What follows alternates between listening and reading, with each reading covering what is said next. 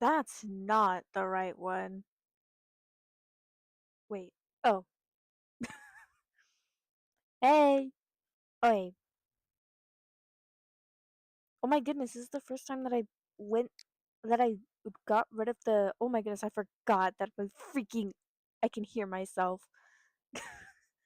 This is the first time I'm I had the starting soon screen less than 10 minutes long. This is awesome. Um I have to open the game. Hold on. Oh my goodness.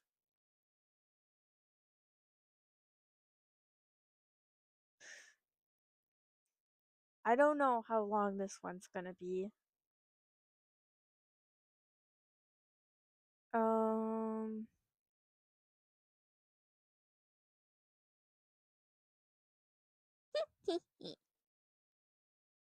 okay.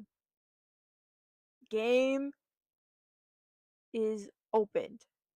Now, I am going to say I went in the game like a few minutes ago, um, just to check on some stuff, and you're gonna see something crazy as soon as I open it.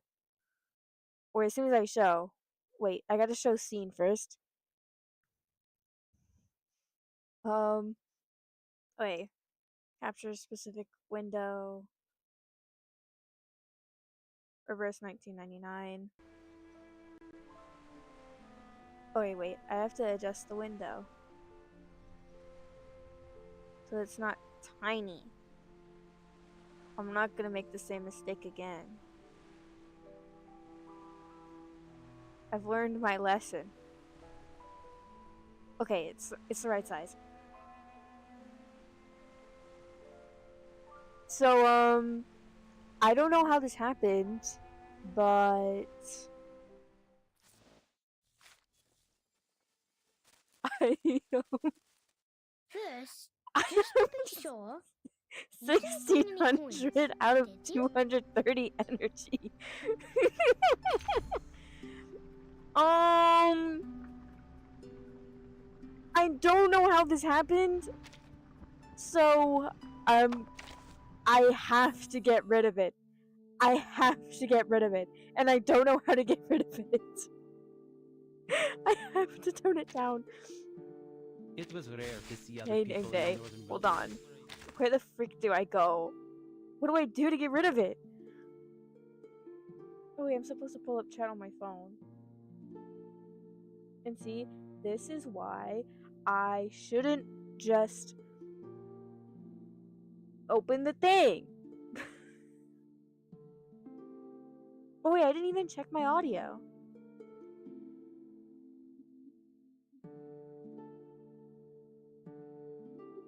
Well,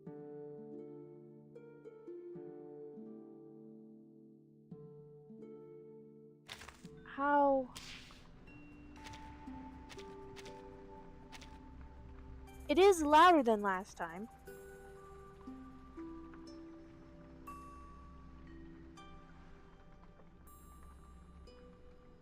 I'm going to assume it's okay. I'm gonna turn it up to 30. Okay. We have to get rid of the energy first. We have to throw all of this energy away. And I now have chat open. And now my stream is lagging. Oh no, I just paused it. Wait. I'm gonna close it on my laptop.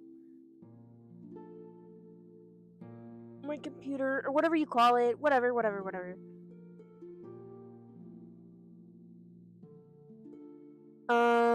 Okay. Morning. We can either start with this first, or we could get rid of the 1600 energy, which I don't know what I would put it into.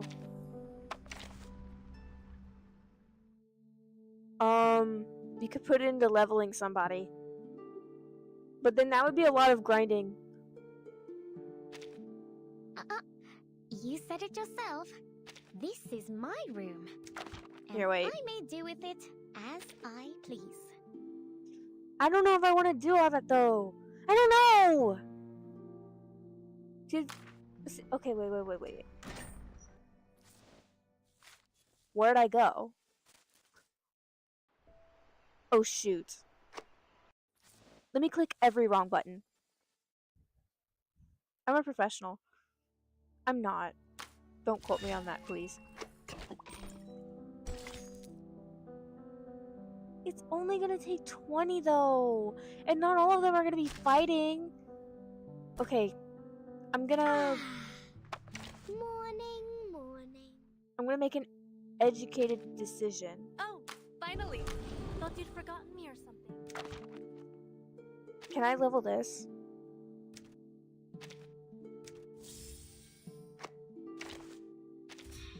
Can I do that? No! Okay, bad idea. Not a good idea. I'll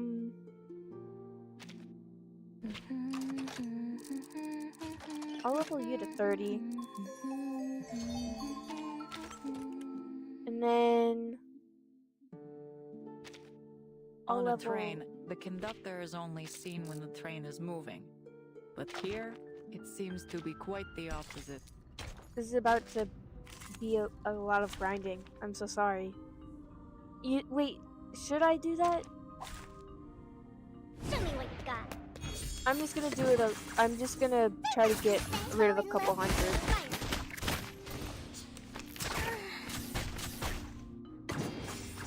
That's the idea, anyways. Forgive me, baby. Calm.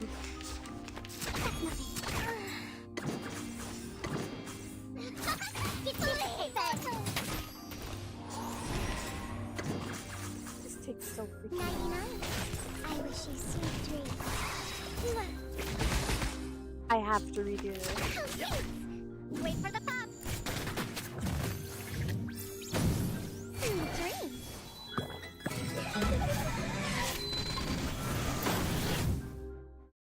That's what it's all about. Life or death battle and victory. It's not really life or death battle because I know that I'm not gonna die because this is really, really under my big.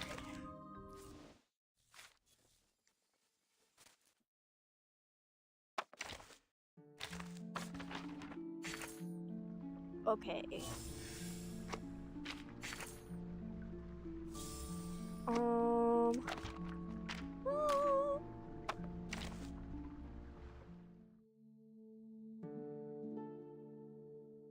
What did I want to do? Oh, Corvus. On a train, the conductor is only seen when the train is moving. But here, it seems to be quite... Biddy, Biddy, talk to me. Okay, we're gonna do...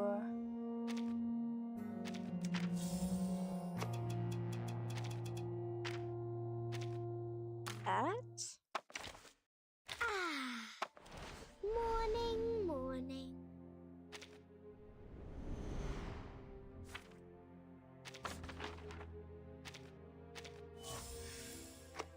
Secret scroll. Oh, well that should be easy. I have so much. Take all of my cellular energy, actually. I don't need it. In fact, it's putting a weight on my soul. On a train, the conductor is only seen when the train is moving. But here, it seems to be quite the... I'm gonna redo this level. All my teams are so weird. Practice validates theory. Okay, we're gonna do that. Validate. That. Tech support. So obvious. Follow the plan. Beat him up. An adequate sample. Yay! You made it! Hi!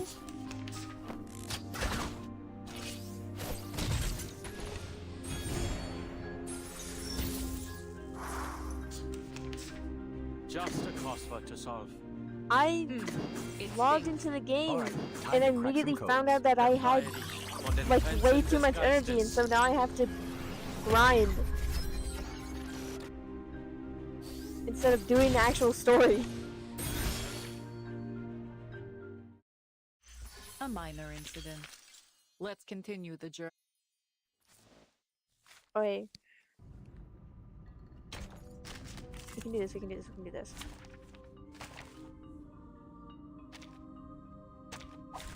This is gonna be the fastest Battles can be just as informative as code. thing ever. You just have to know how to read them. So obvious. Follow the plan. According to my calculations, I realize I have to change my name on here. Nothing much. Von den Grenzen des Geistes. The energy cap is supposed to be 230, and I Another logged in perfect today, combination and of I reason saw and that passion. it was at 1600. And I don't know why. So I'm trying to use up all the energy, or at least a good On amount of train, it. The conductor is only because seen when the then- train is moving. But because here, it seems This looks insane. Talk This doesn't look normal. No, I don't understand the word. on a train, the conductor is only seen when the train is moving. But here, it seems to be... But battles can be just as informative as code. You just have I to know gotta how to put read this them. goal to goal. It's So just obvious. easier. Also, Follow the plan. According to my people. calculations, Yeah. Don't worry, I'll just autocorrect to your thing to be Gold City. Befreie dich von den Grenzen des At least in my head.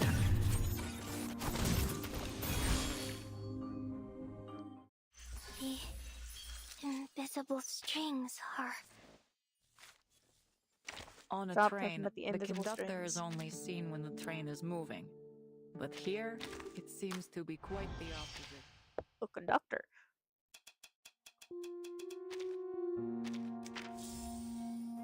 Money. Why did I do that? I have to spend On a this. train, the conductor is only seen when the train is moving. Okay, But here, you're at 60 now. And then I'll do it with Ulrich You've too. made it in. Actually, the lock opens to any code, but the ticking timer on it, that's what gets people scratching their heads. Most go to locks with the 42 right timer now, attached have and a then- self-destruct program, you see. One wrong. We can do this. Okay, that's better. Well, oh my goodness, you're Gold City now. Wait, Attention. Foreign objects on the rails. So obvious. All is planned. an adequate sample.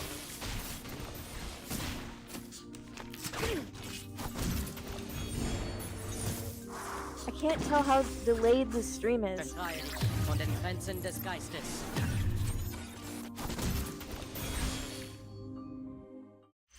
Another perfect combination of reason and passion. Okay, Ulrich. Another combination of reason and passion. I won't make Attention. fun of him. Foreign objects on the rails. That was mean. Secure channel created. All is planned. Decode complete.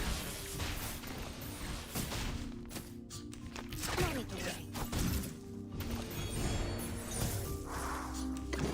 It's like light work for you, Elma. Yeah, Von den Grenzen They- des Geistes. they need to change this part because these are like the grinding levels. The I sure I can't invisible tell how to strings leave the stream are as well. Oh, gone. okay. Well, dang.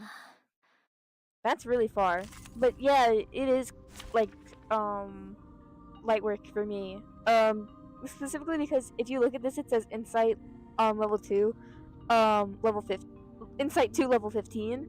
And all of my characters right here are Insight 3, like level 60 to 30. Which basically means I'm like 90 levels ahead.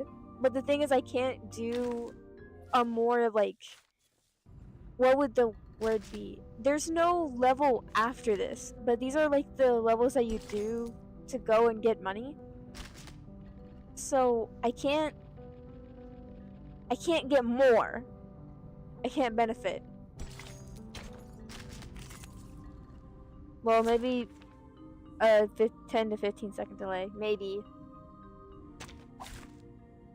Battles can Damn, be just you're as over informative as leveled. codes. Yeah. You just have to know how to read them. Secure channel created. Expedited. Decode complete. This makes me look really strong, but I'm really not that strong. Well, I mean, this is a good team. I think I've done over 1 million damage with this. No written report needed. They should push our management style up. Ah, you've made it in. Actually, the lock opens to any code. Oh my but the ticking timer- god! Morning. Oh, I'm already at 900. Nice. No, that's not what I clicked on.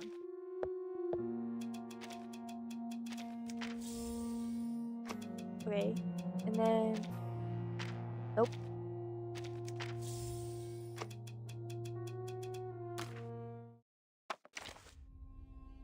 This is probably gonna be like... This is probably really important resources that I'm spending, but I don't care. Ah, you've made it in. Actually, the lock opens to any code, but the ticking timer on it, that's what gets people scratching their heads. It's okay, you're really strong, Trust, lol. Yeah. Trust. I'm the strongest Reverse 1999 player on the planet. I know exactly what I'm doing. Attention. Foreign objects on the rails. So obvious. I mean, not really. A flood of information. No need to worry. Verteidigt von den Grenzen des Geistes. Looking up every tutorial right now, the second. No written report needed. They should push our management style everywhere. How much did I need? Ah, you've made it in. Actually, the lock opens to any code, but the ticking timer on it, Wow. that's what gets people scratching their heads. Most locks with the timer attached. That's a lot. Maybe lower that.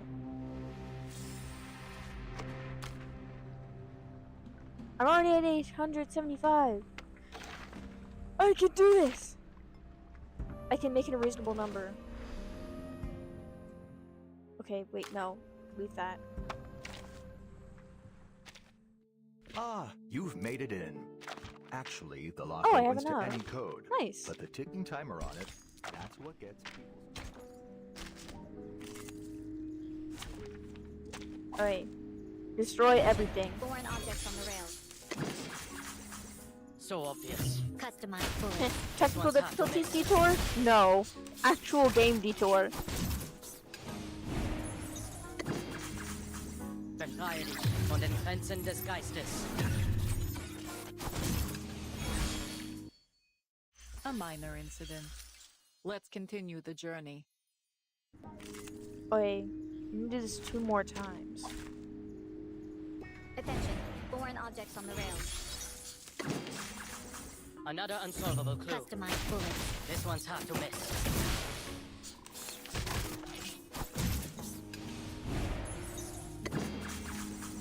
Verteidigt von den Grenzen des Geistes. A minor I haven't been incident. paying attention to what they Let's were doing continue at the all. journey.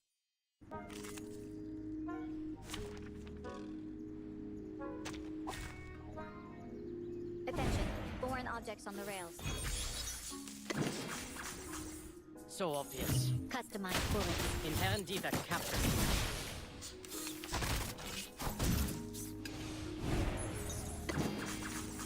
Verteidigt von den Grenzen des Geistes.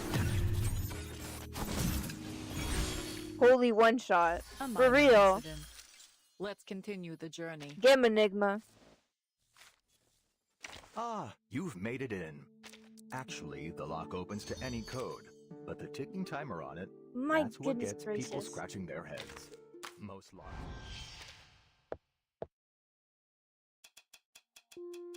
I need dust. I'm not gonna get dust that way.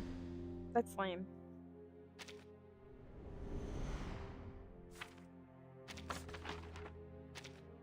Unfinished tasks.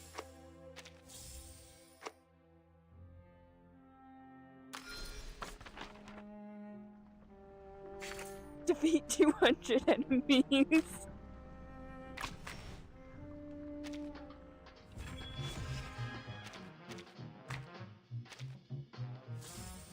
Yes!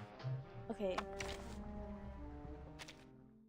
Ah, you've made it do it in. one more time. Actually, the lock opens to any code. Please, okay. the I ticking thought it was gonna timer send on me it- to the pawn shop on accident. Wait, this time it'll be 3. Battles at can be just as 575. informative as codes. You just have to know how to read them. Secure channels created. In my sight. A flood of information.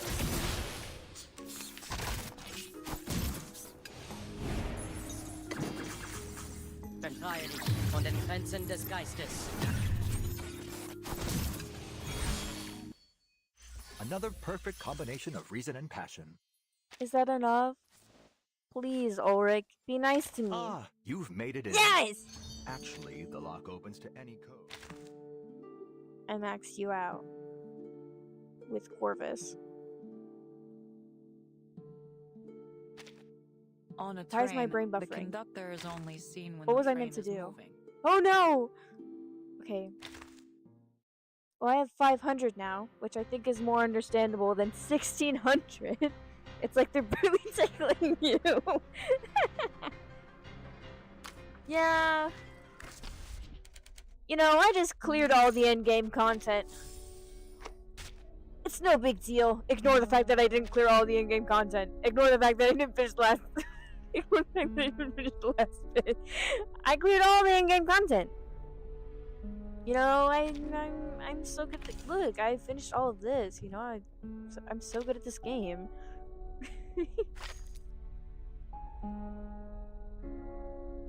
I cleared all the in-game content. That's all we need to know.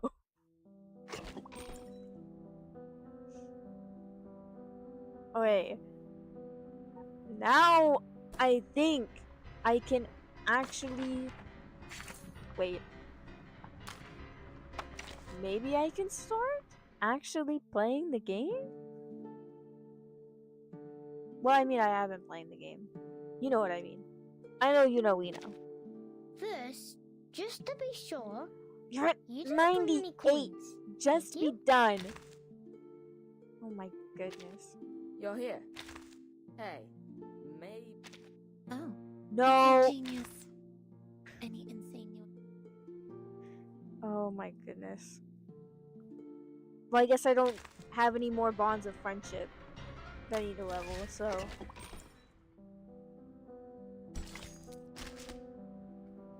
Should I do a recap of what happened last time? Short form recap.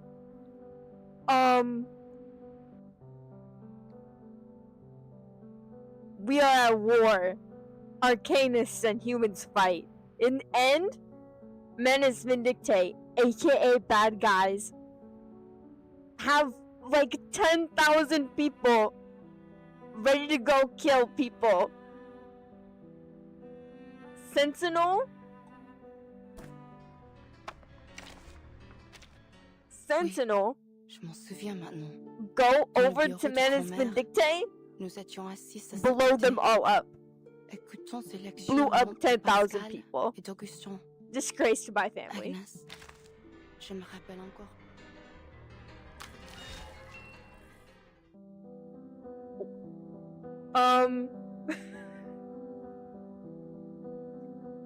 What else? I'm forgetting. I know everything. I'm forgetting the words. No. Gosh dang it. Marcia. Girl that likes Sentinel. Gone. Don't know where she is. Girl who work for Foundation, aka somewhat good guys. Run away with guy that buries bodies. On the run. I think that's the best I'm gonna be able to do. I think Igor's in this too. If he is, then I'll give a summary on Igor. Admiral Igor, bro. Okay. Oh my goodness. Well, this is Insight 3 level 30. They might try to beat me up. Well, no, they're not gonna beat me up. They'd never. It's time to read. I have my water. I'm prepared this time.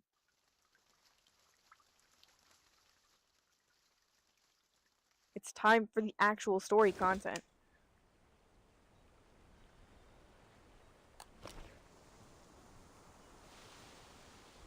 Did you see the bandits? No. Maybe I should make myself smaller.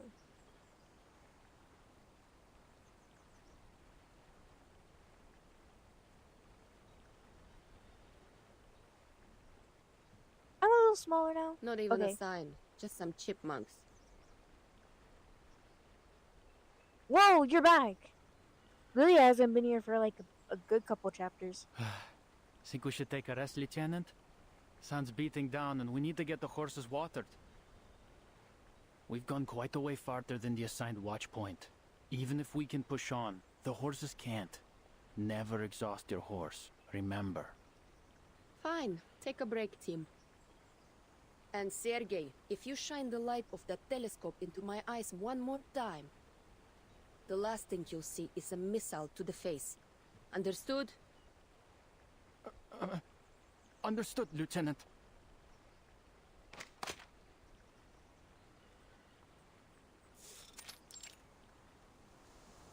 Beautiful scenery, for real. Lieutenant Lilia retracts the telescope and hands it to Sergei. She hops off her horse and pulls a handful of oats from her saddlebag.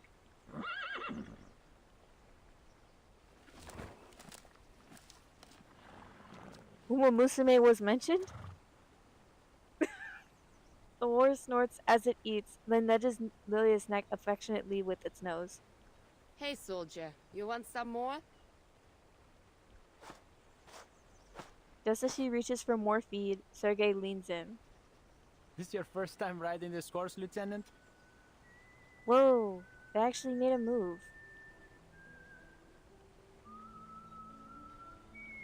Who's whistling? Yeah, he's a hungry fella. No, he's just greedy. Uses the same trick on all the new riders. If he wants something else to eat, he'll have to find it himself. Oh, little liar. You heard him. No more oats for you. Go get some water. Lilia pats its neck a little harder. Denied another bite, the horse lowers its head before giving Sergei a dejected snort. Leave him to me, Lieutenant. Another soldier steps forward, unfastens the flying broomstick from his saddle, and leads the disgruntled horse down to the river for a drink. Lilia sets the broom down beside her. In the unseasonably warm air, she catches a dry scent, sharp with river water and warm wood. This feels wrong, doesn't it? It really shouldn't be this warm. Ever seen a November like this, Lieutenant? Yeah, but on the other side of the world. This is weird for sure. It's global warming. Clearly. Well, probably not in reverse 1999 standards, actually. Usually, the snow would be thick by now. But this feels like early autumn still. The newly enlisted cavalryman lifts a hand to wipe the sweat from his forehead, then points to the river, its surface glowing with a greenish light. The dawn would usually be frozen over in the shallower parts too. We'd be able to walk right over it. The meander's just a little farther. Berigrad would be too, if we could just cross it. You been to the city?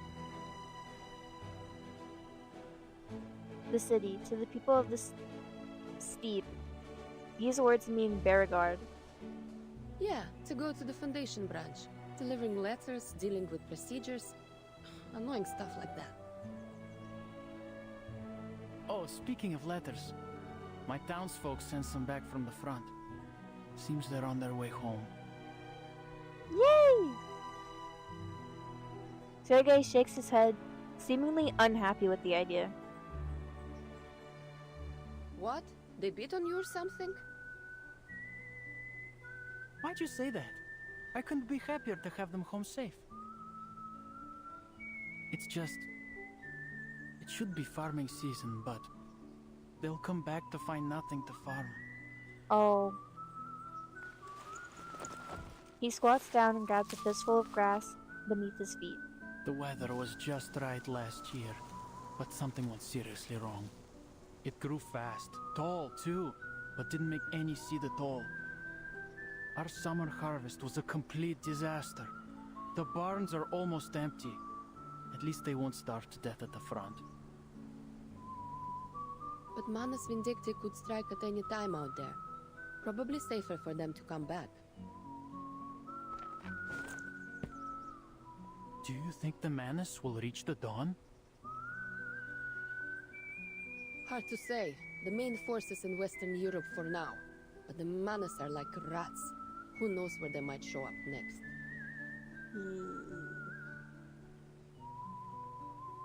The young Cossack scratches at the few thin hairs on his upper lip. The boy's best attempt at any kind of a mustache. Ugh, I swear I did more fighting during training than in actual service. All I do is wait around for orders, and this one's just stupid. Find out where the bandits are hiding.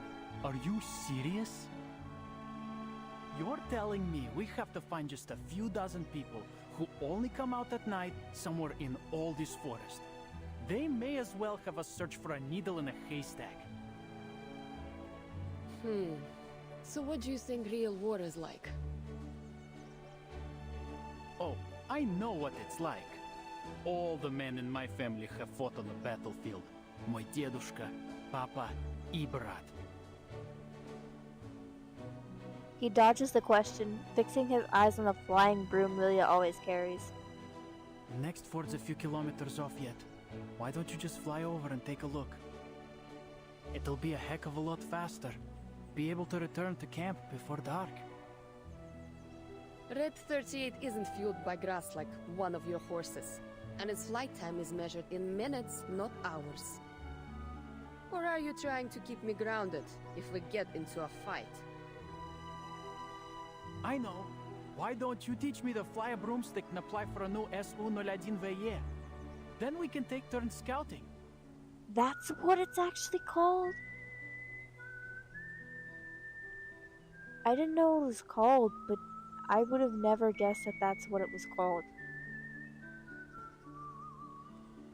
Oh, I'd love to see your face when you fall from the sky. But I'd rather not tell your commander that his cavalryman broke a leg flying my broom. It's not like you're any better. If it weren't for Colonel Sternova, you'd have gone face first in the dirt your first day on a horse. I, on the other hand, was regularly riding from my village to Berigrad with sacks full of beets at half your age.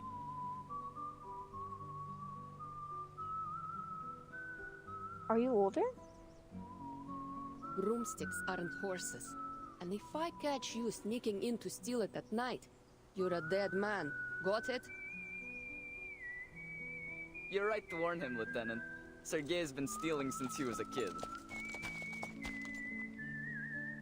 The cavalryman returns with the horse just in time to join the verbal beating. Just last year he tried to nab our fishnet. My dedushka caught him, of course. Nearly broke Sergei's hand when he wrestled it from him. The other cavalrymen burst into laughter as Sergei's face flushes beet red. He turns away but barks a hasty rebuttal. Shut up! It's not like he ever used it anyway. I'm no thief. Just... You didn't use it! Love their accents full. Yeah, it's really cool.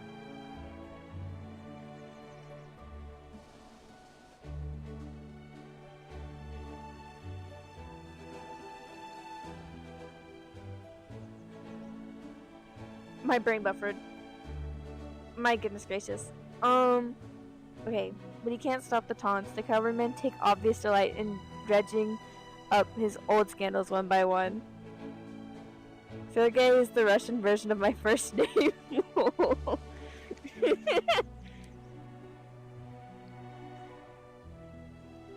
you've met your Russian counterpart.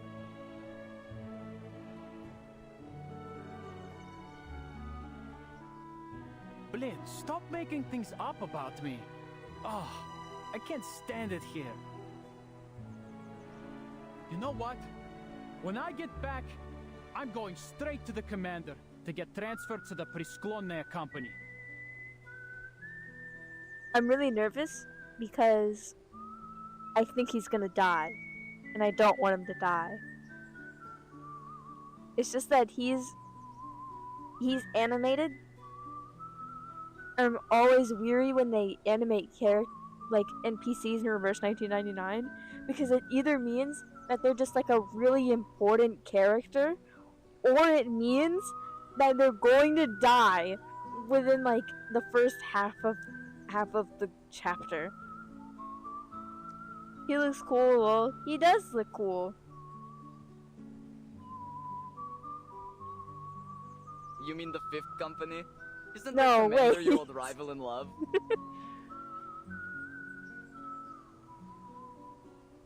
I just met him. Don't die. Dude, that's how I feel with the NPCs in this game. I'm like, don't kill them. They just got here.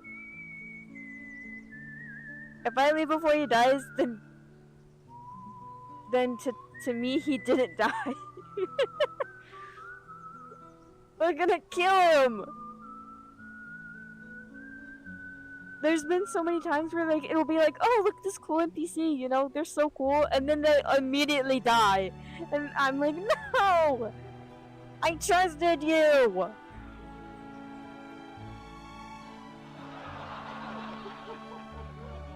Even louder laughter erupts from the Cossacks.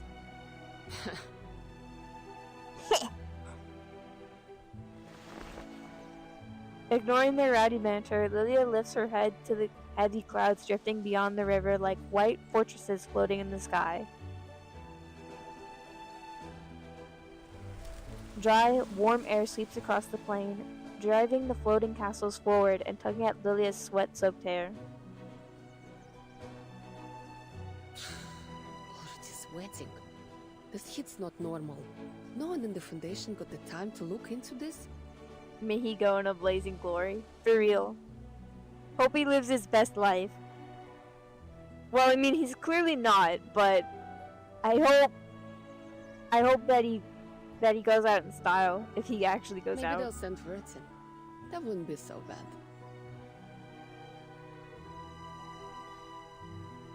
Her eyes are drawn to the merging line between earth and sky, a view she could never have seen from the Foundation, hidden away in the mountains.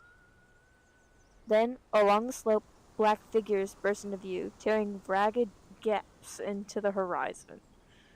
Huh? Sergei! No! It's bananas! Someone call me? Me! You got the telescope, right? Hand it over. We're gonna have to beat up What's the that, manas. Lieutenant? I can't hear you. I said... What? Oh my god! Did they just kill him? Oh my god!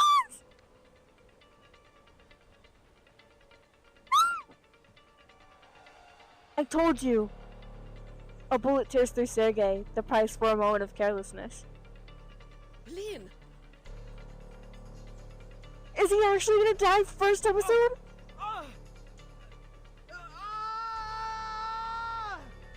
You can't be serious!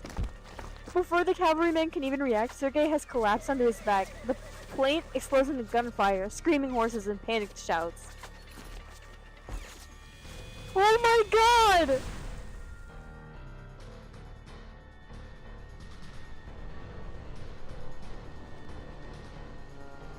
He's dead! He's gonna die! Billy kicks off, circling low to draw the enemy's fire. Bandits! Across the river! Sasha, get Sergei behind the rocks. The rest of you cover fire in this direction. Empty a clip and mount your horses. Copy. What about you, Lieutenant? I'll take a little trip to their rear. Stand back! Wouldn't want to swallow my exhaust. Seconds later, the battle-tested, I can't say that, soars 100 feet in the air, effortlessly carrying its pilot over to our Let's enemies. see what you got. Oh my god, they were actually just gonna kill him in the first episode! I called it! We're just gonna kill him! No, we're literally just gonna kill him!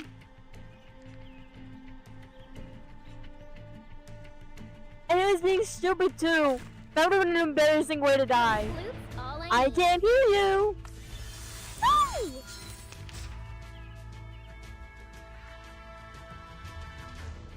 Oh, these guys look scary. Whatever. My section and build the hidden. Deploy the rotation. Now gate locks down. Very well. By God's grace. The path will become clear. Now is the time for repentance. Did it not kill you? Just will you? A short hit. Oh, you lived on like 1 HP. That's cheating. Peace shall be stamped out.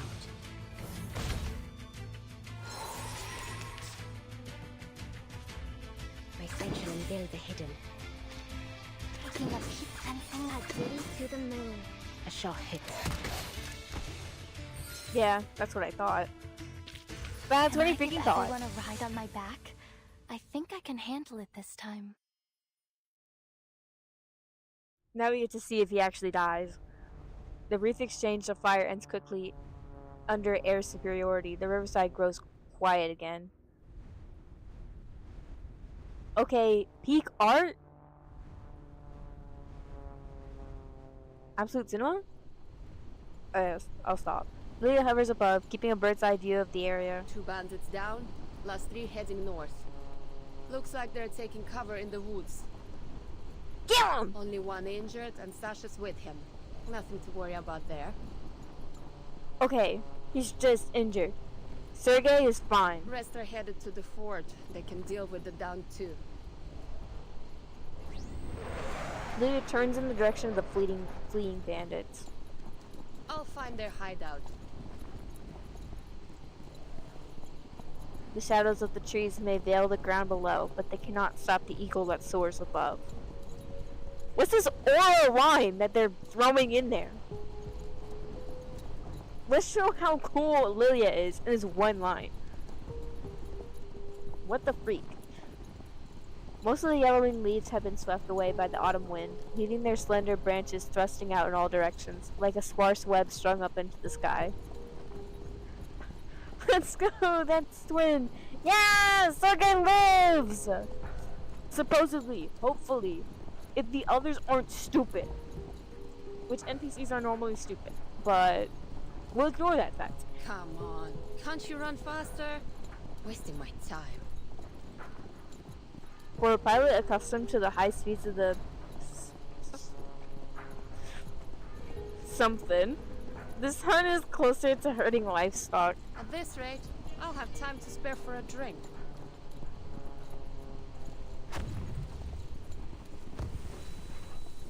Explosion?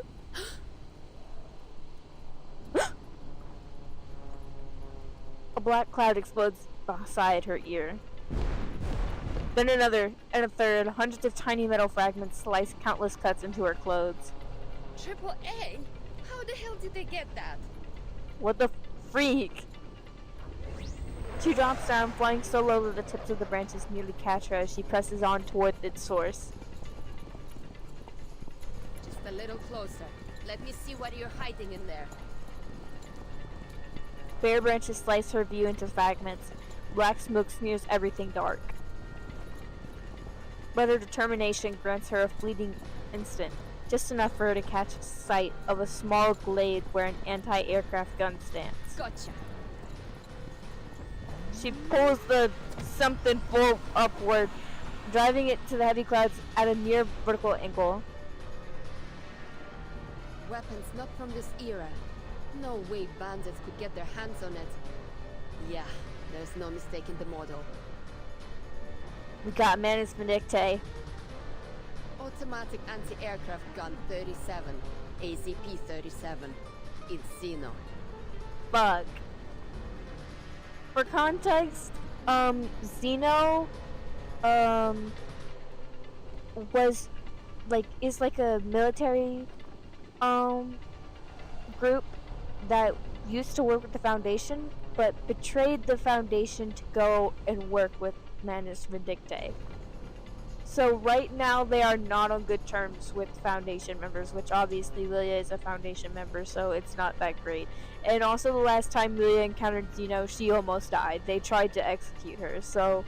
Need to report this to the commander. Vincent will want to know too.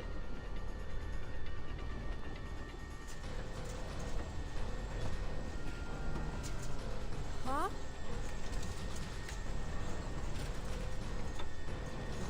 Anti-aircraft weapons, damn. Yeah. Her broom's been hit. It's failing. Fuck! No, not now, buddy. Please get me clear of the woods. We're so screwed. It's too late. She's already pushed the broom beyond its limits. She's failing fast. She's falling fast. This is bad. Really bad. Steady. Get into the water! It's like Minecraft! You won't take damage if you go in the water! Go in the water! To be continued! How will I know if she water bucket clutched?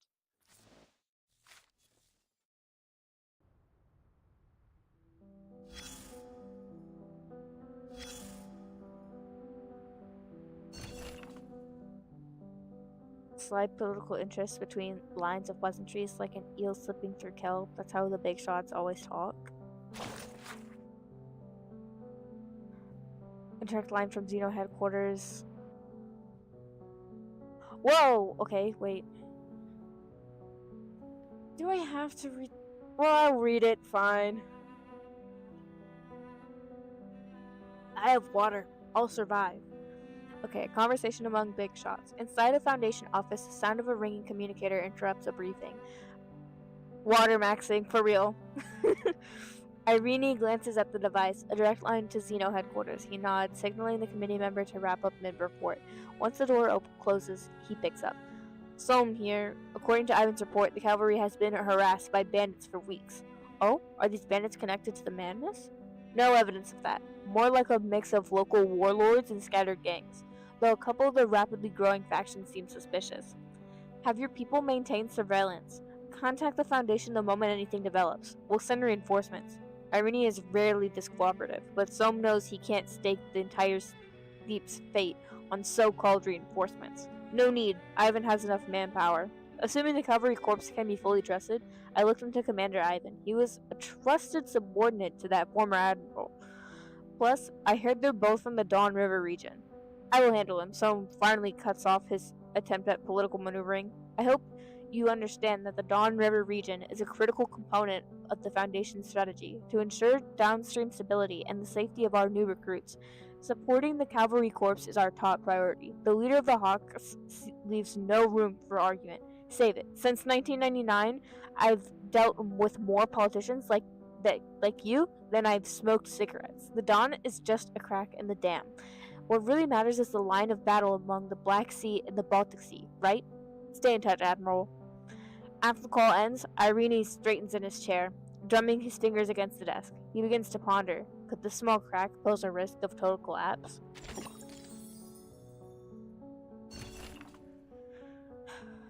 You've heard this old friend's voice before. Battlefield recording, Xeno Arms Academy recording, restoration report. St. Pablo operation, via the timekeeper, file number Xeno, classification level, non-classified, file status, partial irreversible data loss, restoration date, November 24th, 1920. Technology notes on restoration. How long is this?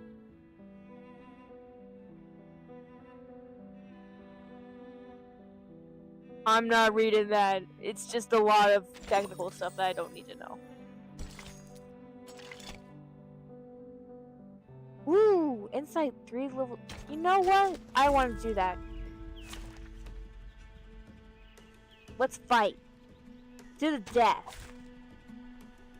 A flute's all I need.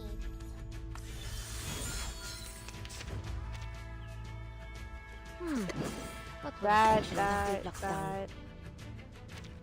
Taking a peek inside, our blood will burn. By God's grace. A shot hit. Close your eyes. Oh my goodness, he lived by a sliver again. That's so stupid. Good luck. The enemy is a piece shall be stamped out. Just will you? A shot hit.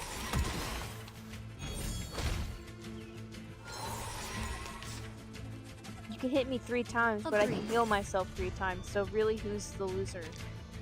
Sensing their thoughts. You. Blow the Wusong. Let's see who's got the steps. That was certainly a choice. Our victory comes in a tide of blood. The path will become clear. Tutu, along to our song! Have I startled you?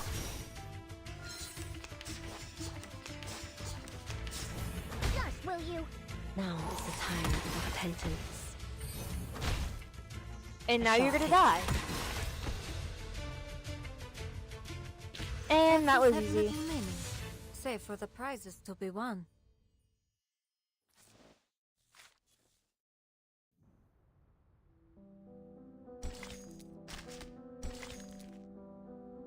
Bro, you're already gonna give me the song?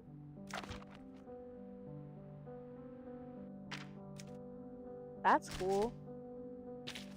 Wait, strategic sandbox? No! Don't make me do this stupid thing again! I hate the strategic sandbox. No, I won't well, I did just complain. I can't say I won't complain, and after I just done it. I'll do it later. I don't want to do this now.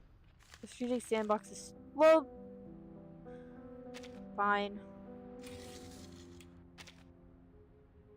Leah leads a cavalry corps detachment on patrol along the dawn. The unit comes under bandit attack en route. After successfully repelling the enemy, Lily pursues the fleeing bandits and unexpectedly discovers a suspicious camp. And then Sergei, oh, well, this just says the same thing. They appeared together. Okay. It's been a long time. To the Marcia? It's okay, complain. It's so stupid. It takes so long and it's just a review. It feels like review. I don't need review. I remember. I remember. Okay, to Marcia. It has been a long time. How's everything going in the Foundation? There's nothing to do on the Western Front, so I accepted a commission and came along to Luxembourg. Come to the Luxembourg region. Unexpectedly, Hound is here as well. I initially thought he was pursuing me, but once I put a gun to his head, he became quite obedient. I set a few rules with him. As long as he does not interfere with me, I will provide assistance. This is what we did on the Western Front. I intend to have him pass along this letter, but I prefer to avoid excessive involvement with the Foundation. Perhaps we can meet and talk someday. I hope you remain safe.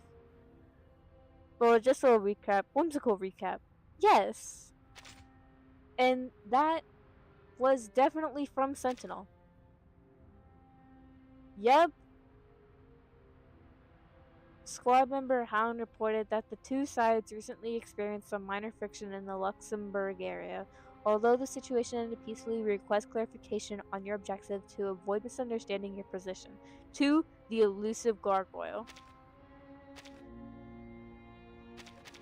Okay, well I have all of these guys, so... This fast for 5 seconds. Now! Thanks. Oh, and I have my spinny wheel. Suspicious discovery. November 20th, 1920, Eastern Front, Don River region is... It's just the same thing! We just did that! Okay. Wait. Clue updated. Oh yeah! Okay.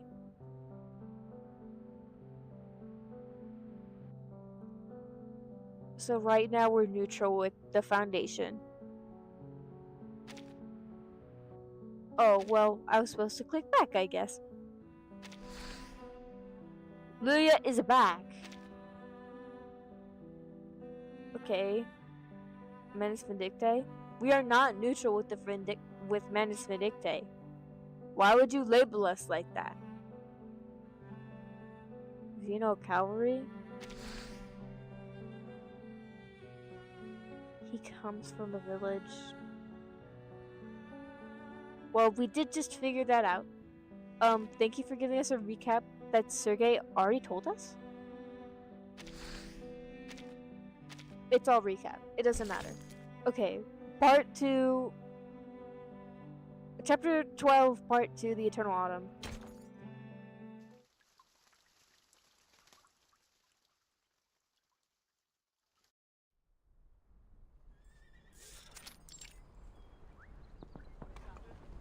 Who would have expected that I'd be able to read better when it's not late at night and I'm not tired? Tactical map? Why do I have a tactical map? Downstream of the dawn, on a stretch of flat meadow, a camp rises from mud-packed earth and stacked logs. It's no grand fortress, but it's enough to shelter an army at rest. Can I press this? The strategic map feature has been added to the campaign's Tale main story chapters. View real-time troop positions during the story. Different pieces of the map represents each faction's location. Arrows indicate their next movement direction. Who are you? Who is you? Oh my goodness, so many are gonna die. Streaming when the sun's up helps. Yeah, for sure.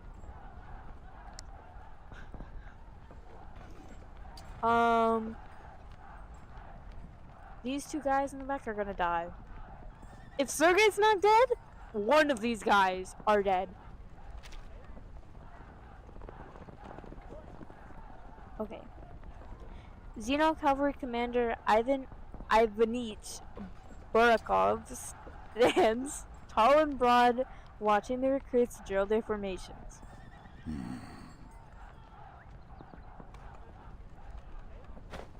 Commander? Oh, you don't have it? You don't have animation? You're gonna die. With her usual brief meeting, Xeno Cavalry Chief of Staff Sabina Sternova approaches. Yes, Sabina. Sabina. You've left the war room. Any commands? Oh, she is animated. I'm not confident in your survival, though, still. Just catching a breath. That stuffy air will be the death of me. Besides, a little more time among the pups won't hurt. Keep their spines straight and their commanding officer's face in their minds. I think they know your face already. After all, many only joined the cavalry after you gave that speech in the village. Ah, Dambrovka. Tell me, Sabina, did the pups bring any news? From Miss Galina? She's fine. She says she wants to see you again at your convenience. Oh, then animation equals death. For real. If you are not a playable character and you're animated, you may be cooked. There's a 75% chance that you're gonna die within the next couple of episodes. There are no great rides ahead for now. I'll find the time to visit her. If this golden famine continues to gnaw at us, the dawn will be no home for her. No winter, no crops. The steppe has turned her most brutal. I will find a way to persuade her to leave. We reported the famine to the Foundation long ago, but there's still no sign of their investigators. This is far from the heart of the war. And with the Foundation so short on manpower, we're just dust on their boots. Messy hoofbeats burst from the camp entrance, the familiar sound of bad news. What's wrong? Sergey's been shot. That's what's wrong. Out of the way, rookies. Wounded incoming. Yeah, don't you hear his whimpering? I could almost cry. Okay, well, you can shut up and go walk off the plank. At the rear, tied to a horse's back, sits a wailing injured boy. Shut up, Sasha! I got shot! Ради бога, shot! For real! Больно! Я больше никогда не смогу ходить! The soldiers quickly cleared the way for the reconnaissance team. Lilia dismounts first, followed by the rest of the team, except Sergey. Leave Sergei to me, Lieutenant. You should report to the commander. Now you're dying. Your face? I can tell you're gonna die. You're done for, buddy. There was no chance for you to survive within this game. On it. And find a way to shut him up before the whole camp's forced to listen to the wails of his great military feat. She turns to see the commander striding forward. No need to hunt me down, Lieutenant. What news? Bad is what? Broomstick's broken. Won't be flying until I get the parts to fix it. But it gets worse. We have a situation, sir. And I think it's a big one. To the war room. You too, Sabina. Am I wrong? He's definitely done for. I know that his little picture is but Commander number 2, he doesn't even have a name. He's done. Commander number 2 is done. He's screwed. If he wanted to survive, he shouldn't have looked like that.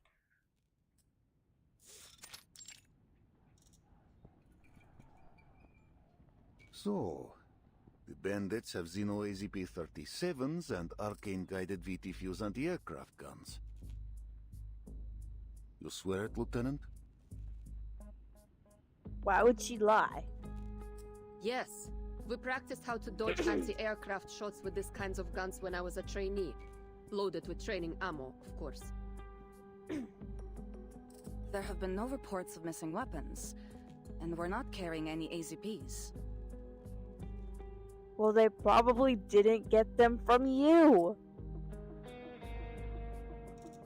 The chief of staff, keeping the entire supply chain in mind, quickly rules out the several possibilities. Then those weapons came from an outer source. And like as not, they have more of them. An outer source.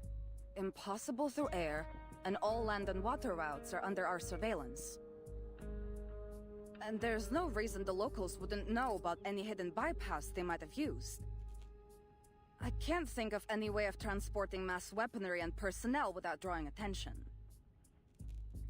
It's almost like Manus Vindictae. Then we look to the hand that fed them. Who would hold Xeno weaponry besides Xeno itself?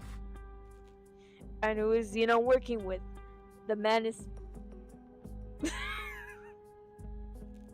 Manus Vindictae? They might have captured them on another battlefield and given them to the bandits here. Yeah, the Manus. That would save us some brain juice. But I don't think that's likely. Why? Do you know how many humans there are among the bandits? Any Manus would blast them all to bits before they gave them so much as a pistol. You forget.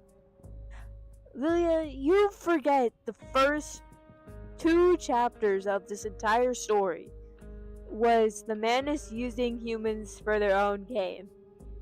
They might not like humans, but they will use them as tools. And if it's to fuck with you, absolutely. Why would the Manus give stuff to humans? Probably to mess with you. Plus, these guys ran as soon as they suffered a loss. There's no way they're under Manus Vindictae's control. Okay, well that's a good point. Whatever. What freaking ever. There is a possibility we're ignoring here. Igor's rebels. I thought he killed them all. For a second, the faces of the Cavalry Corps leaders freeze.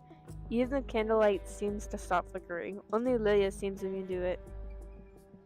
You served under Igor, didn't you, Commander? He's more than capable of transporting personnel and supplies in unconventional ways, right? I have to correct you, Lieutenant. You're right. While under Igor, I saw his arcane skill in use. He could slip men and guns through stone as if it were air. Well, good news is, Igor cut ties with Manus Vindicta after the ritual in Antarctica. So whether it's him or them, we only need to deal with one. I slightly forgot about that. Because you wanted the cube. I forget what the cube was for. News like this cannot lift the iron gray shadows sitting beneath the commander's eyes. If it is Igor, the questions only grow. Why bring this Griffin Legion of his to Beregrad, so far from the front? Even if he seeks something here, why ride with bandits? He never stomached their filth before. Is it supplies he wants? But the Golden Famine grips the entire basin. Or is this all by his hand? His questions quickly trail off into agitated muttering. He stops himself before more can leave his lips.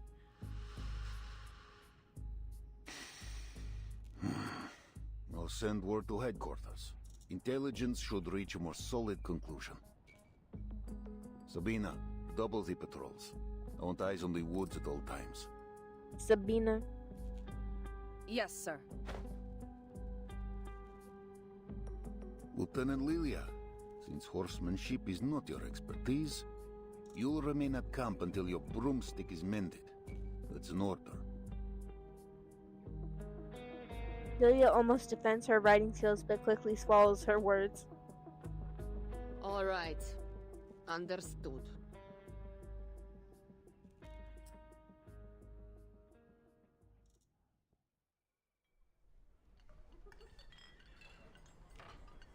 It's easy to find the field kitchen in this hour. The aroma of hot, unleavened breads guides their rumbling stomachs through the maze of tents. Right in time for dinner. She glances at Sergei, who's standing among the older soldiers around a huge soup pot. He holds his bowl, talking between heavy mouthfuls.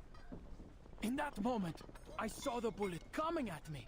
I'm telling you, my amulet worked. Gave me just enough time to dodge the hit to the chest. Still hit the leg though. You have no idea how much it hurts. Well, you're standing. Too bad it didn't hit your mouth. That's good. Hey, Lieutenant. His legs snap to attention, some cabbage soup spilling from the bowl in his quivering hand onto his fingertips. Oh yeah, must really hurt. Still managed to drag yourself to the mess hall for some soup though, didn't you? Well, of course. It'll take more than a bullet to take me down.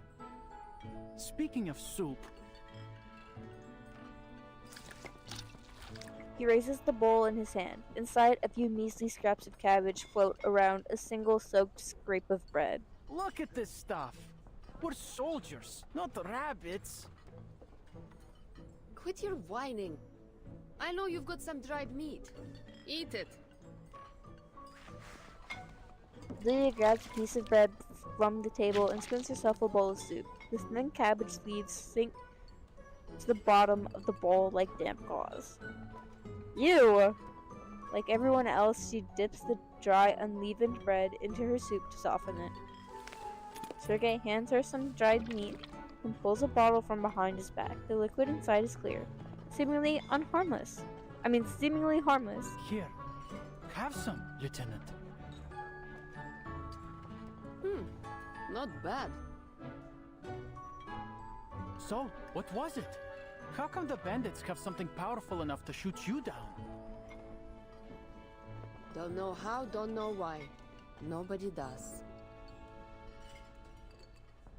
Well, it isn't hard to guess. They're obviously going to rob the villages. Wait. This is bad. All the young and fit have gone to war. They won't be able to defend themselves. For a moment, a dark cloud falls upon his face, but soon it's lightened by another idea. Hey, no orders this afternoon, right? Want to go fishing with me? I'm going to the river. You're gonna walk all the way to the river with your shot leg? Wow. It seems like you're really in pain. Now, you forget that bullet so quick. Call him out! I know a safe place where we can fish, and I've got the amulet. There's no bullet that can kill me. Trust me. You're not going to tell me you're full after that sorry excuse for a soup, are you? There may not be any crops, but I bet there are still plenty of fish in the river. They're probably soaked in toxins. Lydia checks Sergei's allegedly shot leg. Weren't you just wailing about your leg a few hours ago? It's no big deal. He finishes the last of his food, drops the bowl, and jogs away. Jogs? Shot in the leg. More like scratched. Yeah. We were concerned for you. I was concerned for you, Sergei!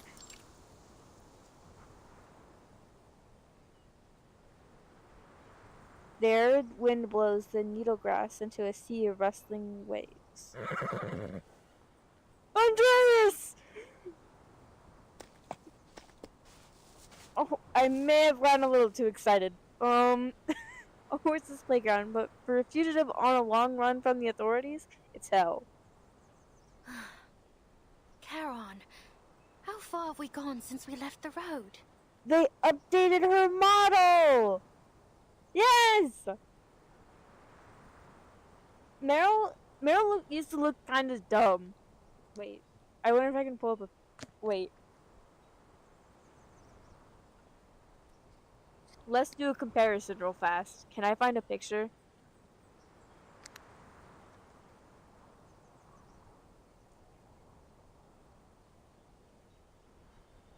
I'm probably switching right now. Wait.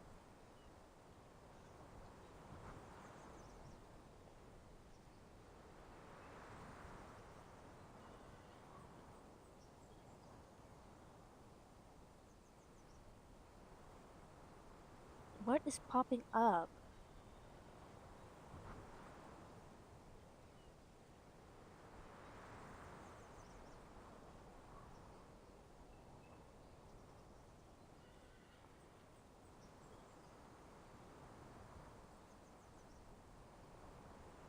Okay, well that gives me nothing. Thank you so much. Where is it?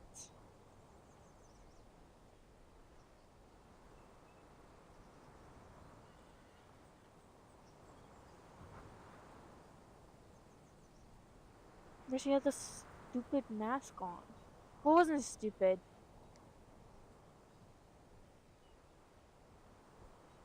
Wait, I could find it if I go on the wiki.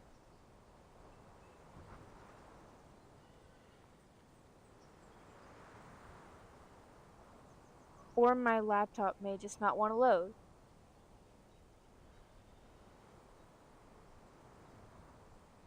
I found it. Okay, wait.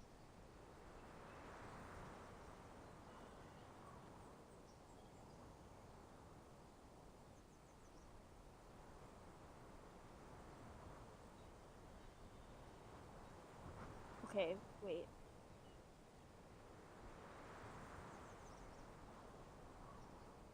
What the...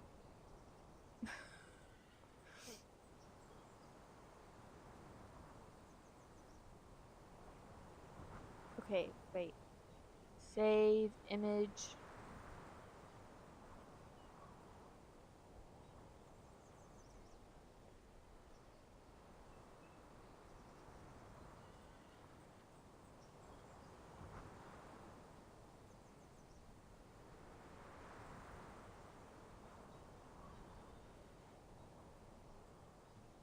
Hey Meryl, what happened? This you?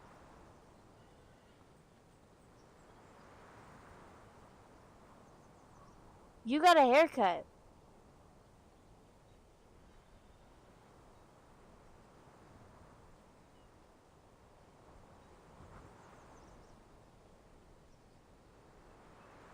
Talk to yourself. La la la la la. I'm Meryl from the past. And I'm Meryl from the future. Or the present. However you view it. And now I'm gonna walk away. That took too long. That took too long. It took too long. That caught me so off guard.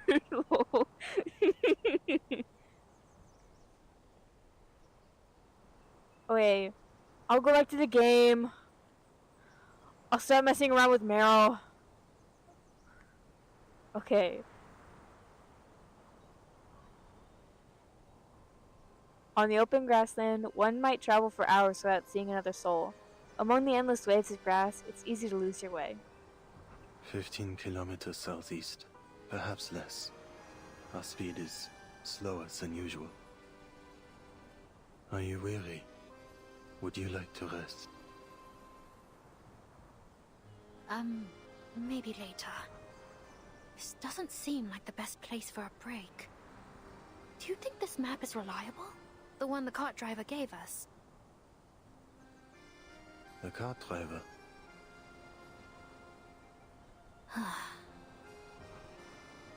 Alright, I'll refresh your memory one more time. Or should I say, for the millionth time. It all started after we left Poland. Somehow, we got ourselves on a train heading east. The one full of Czechoslovakians. Where are we?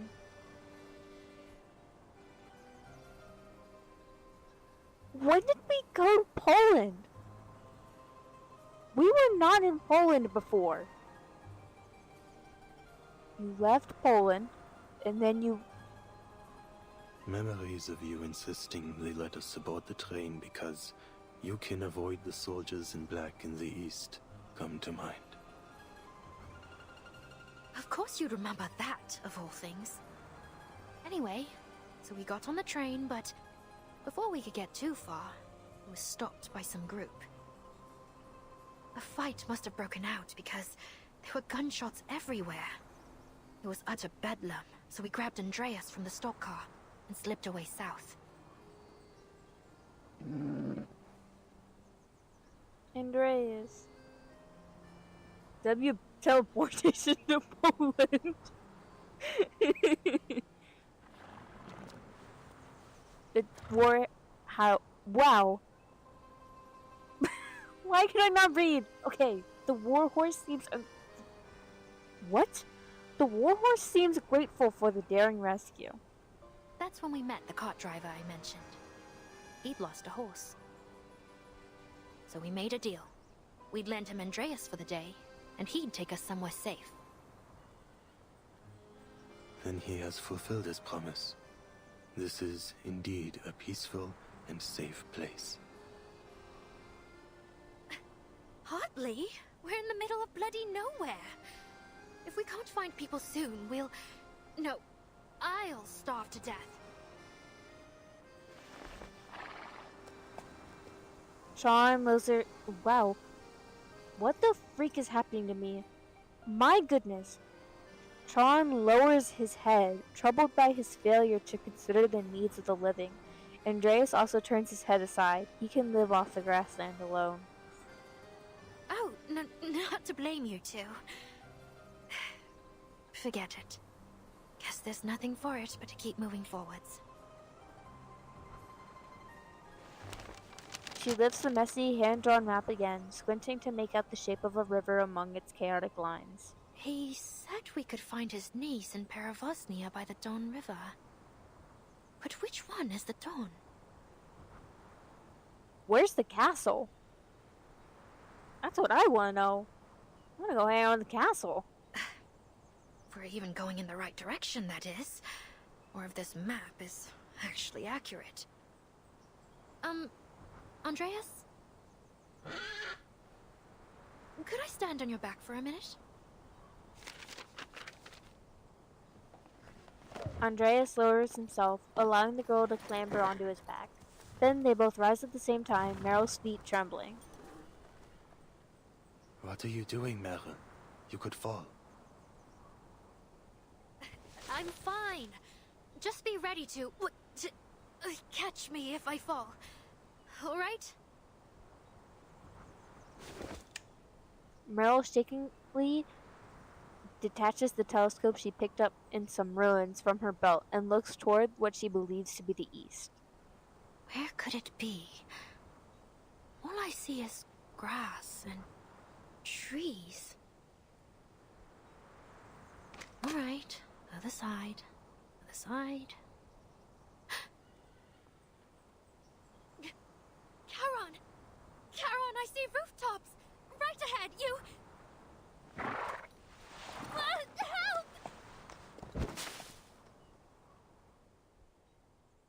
She hops in excitement and, as expected, loses her balance.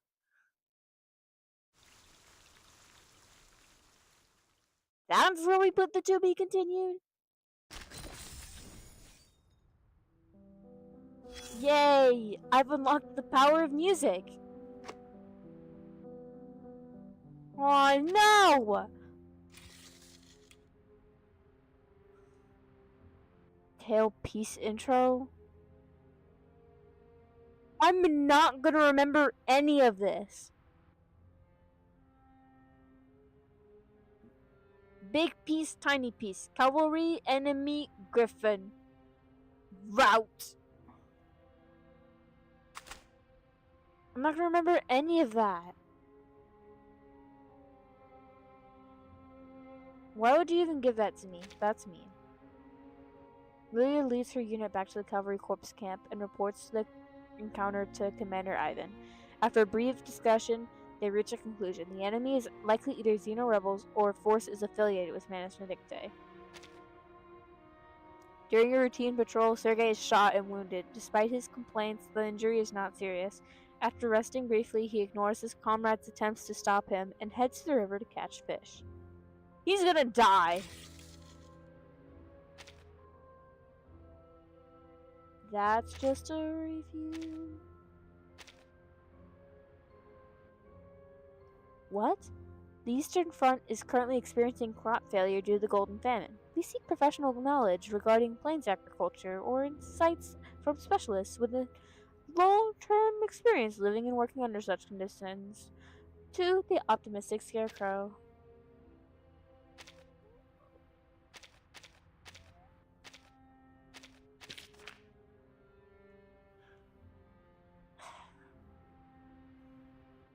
At least I get $10,000. We have obtained advice from an agriculture specialist. We lack the short-term means to resolve the Golden Famine. If the Foundation were to invest sufficient resources into a wishing spring, would it be possible to improve crop conditions on the Eastern Front? To the Spring Elfin.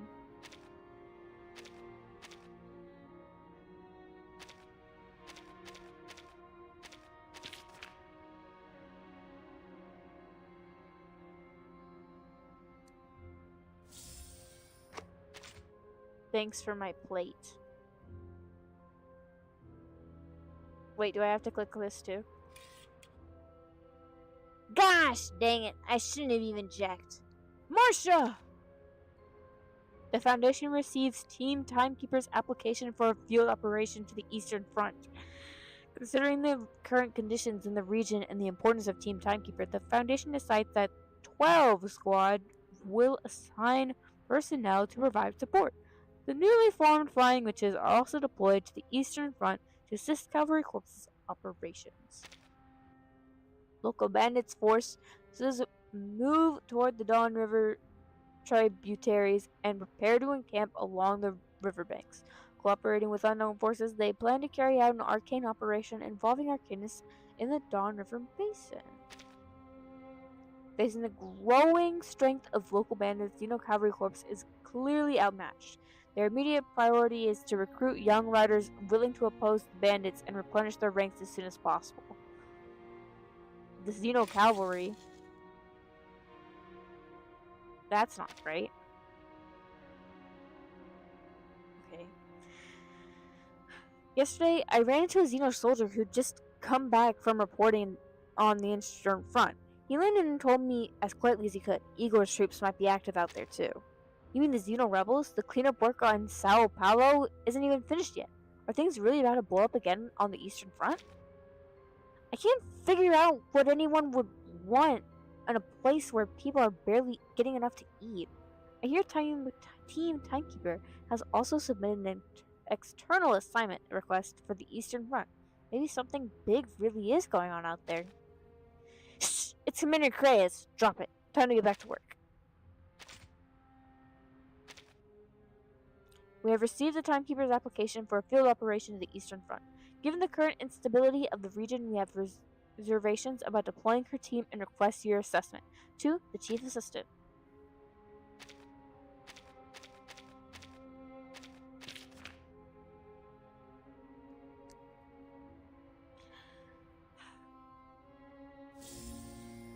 Thank you. Oh, wait. No more for now. Oh, wait. Tragedy births poetry, yet he wishes there were no tragedies left to write.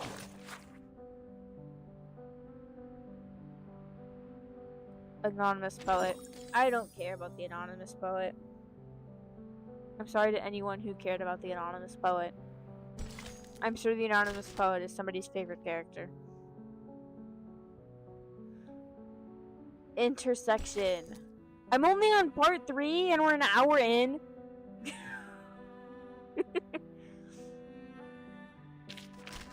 Okay. We have to lock in. We have to start doing what we're supposed to be doing. Okay.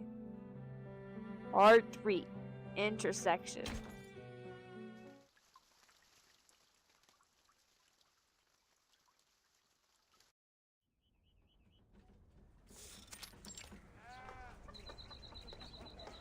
You fell off your horse?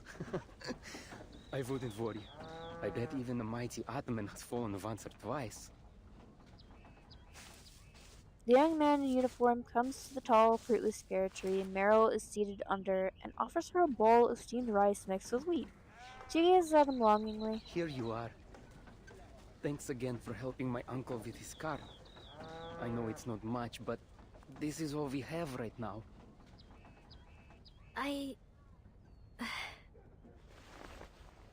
She reaches out a hand, then pulls it back awkwardly.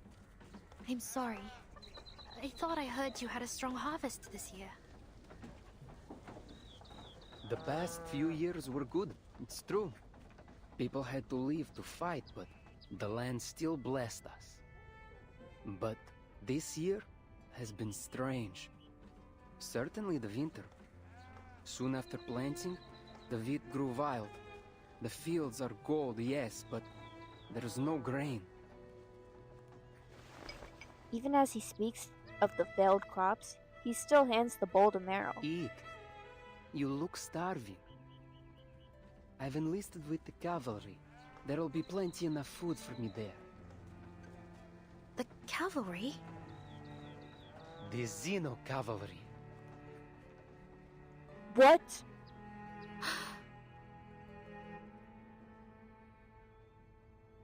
No. Meryl forces her cry of Xeno down, lowers her head, and begins to eat.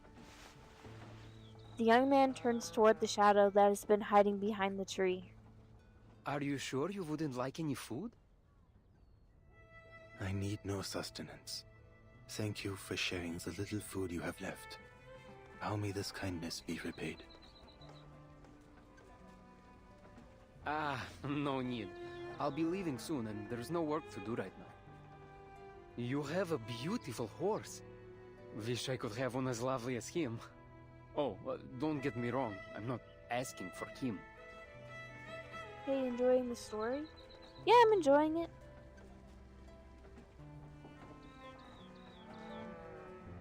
Thank you for asking. I'm only on part 3 right now of this chapter. Alexi. A commanding voice stops the new recruit mid-sentence. What are you dawdling for? The team is leaving. Who are you talking to? Just 2 refugees, sir. The conscription officer steps forward, his eyes lingering on the strange man covered in white cloth. Refugees? From where? No need to know, sir. We're fine here. From Poland. I was looking for a friend there, but because of the war, I couldn't find... She stammers, blinking wildly over her clumsy lie. Fortunately, the officer is too distracted to notice her embarrassment. Arcanists, aren't you? We could use your talents in the Xeno cavalry. Room, board, and meals provided. No, we're good. We're really good, dude. We're really good. Apologies, sir. I am only a wanderer. There is no desire to join any party within me. And I don't have any talents at all, officer. Sir, I can't even hold a gun. Don't you have a gun on you? Well, not visibly. Never mind. I was gonna call her out. Another lie erupts from her, another bid to escape desperate times, but the conscription officer takes no interest. Then you'd better leave soon. This place is crawling with bandits. Bandits? Brigands, raiders, ruffians. You didn't bump into any on your way here? Lucky dogs. Though you can thank the cavalry corps for that. But even with our efforts, the situation's been getting worse. Somehow they've got new weapons. We might be facing a serious battle. Even all this way away, they're still fighting? The flames of conflict burn everywhere. This is why I'm asking you to join us. Xeno needs new blood if we're to ever know peace. If you change your mind, come to our camp. It's downstream of the Don, past the city. I won't be changing my mind, but thank you for the offer. I also won't be telling you that, because I don't want to die. The conscription officer turns around. Just then, a dozen newly enlisted Cossacks gather behind him, sending in the little groups of those they know. They show off their new uniforms, competing over who takes better care of his horse, and whose Sashka has the most legendary history. Quit milling around like chickens and form rank. Sir. A fully armored cavalryman gallops in from outside the village, plunging himself between the panicking ranks of recruits. Half of his body is smeared dark with blood, the horse beneath him snorting heavily. Bandit cavalry incoming, the size of a platoon. What do we do? Can you still ride?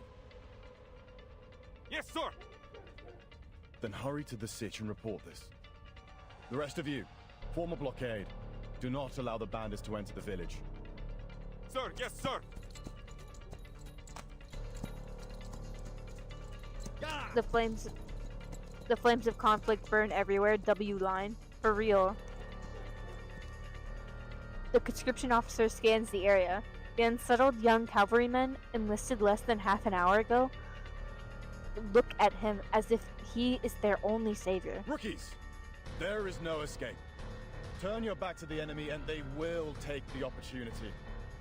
Take up your weapons. Protect your families.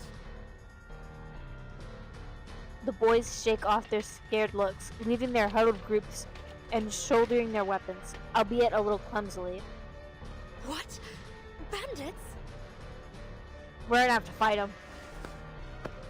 As Meryl's mind goes blank, she feels Sean press the reins into her hands. Let Andreas take you. Leave here, Meryn. What? What about you? I'll just run off when danger comes. That is what you said. Do not waste any more time. I don't even know where to... Downstream of the Don River, like the officer said. Now go. We can't go there though! No!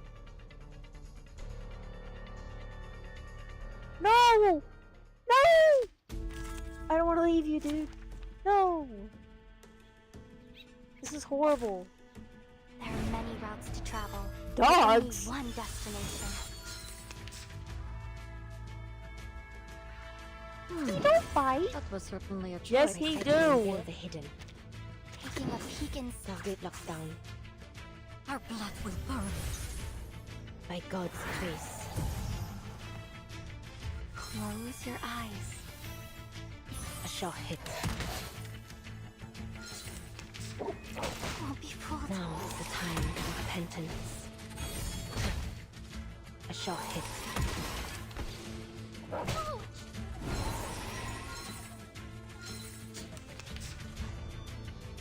Okay.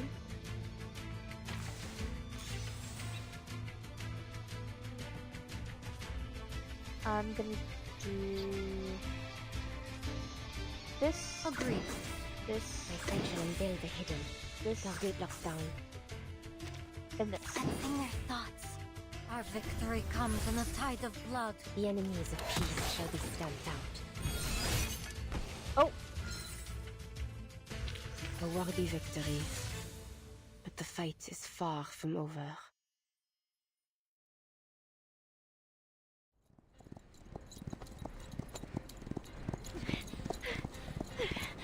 Andreas! I'm slipping!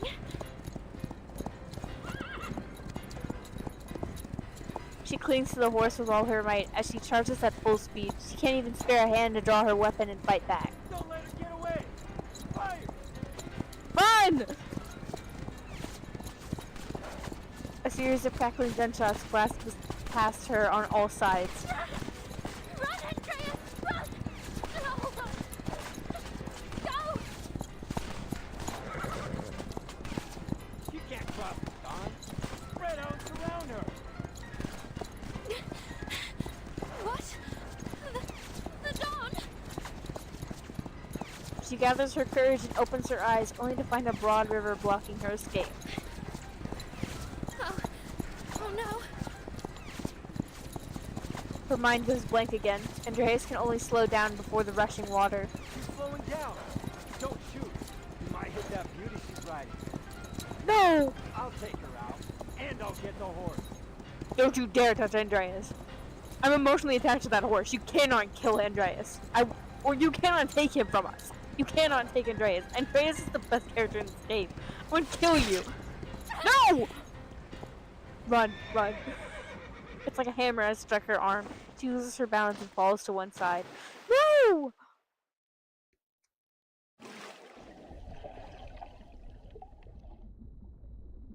Ripples of the water was mentioned? Dark, freezing water swallows her in an instant, followed by the piercing pain of the bullet. No!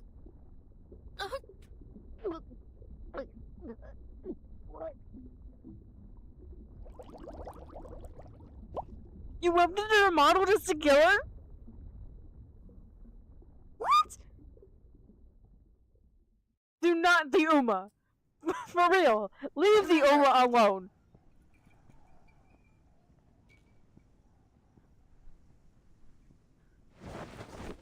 The chief of staff enters the tent.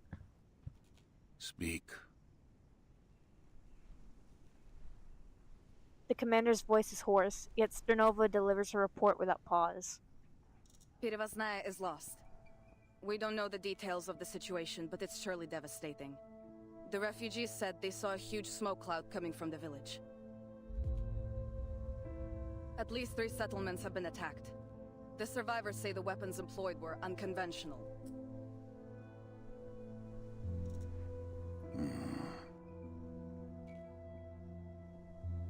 The villages struck are all upstream from here, northeast of Bedigrad.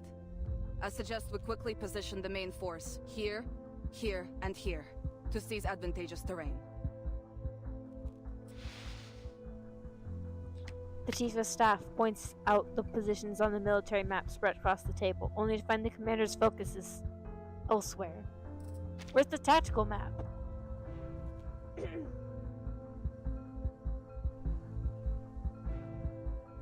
Everyone's still in the same spot. The heavy air closes in around Sternova. She falters. Sir.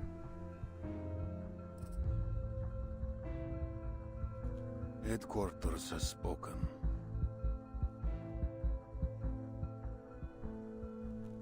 What did they say? They wouldn't interfere with the Cavalry Corps' tactics, would they?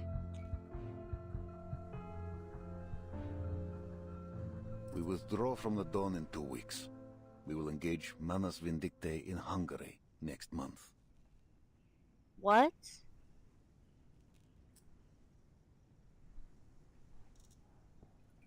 They're getting ready for what's coming? Oh no. That doesn't sound ominous at all. That doesn't sound scary and ominous at all. Jump 324? I'm not nervous at all. Her military instincts prevent her from making sense of this order. I don't understand, sir. Bandits are killing and robbing civilians in higher numbers than ever. And we've just been told to leave? Are you certain headquarters is fully aware of the situation? They are more aware than any of us. Intelligence gave their conclusion. We've stumbled upon Igor's army. Well, dang it. Then they should send reinforcements. End the rebels once and for all. Not ask us to run away with our tails between our legs. There are no reinforcements. Manus Vindictae's army marches on the Foundation headquarters as we speak. The front is under immense pressure. Oh no. Don't forget that our mission here was to recruit new blood to bolster headquarters' defenses. As for Igor, he cut ties with Manus Vindictae after Antarctica. They say some kind of bargain was struck, though the terms remain unknown. Since then, the rebels have crossed no blades with either the Foundation or Zeno. The Joint Committee wants to keep it that way. So, they want us to leave so we won't fight Igor? Correct.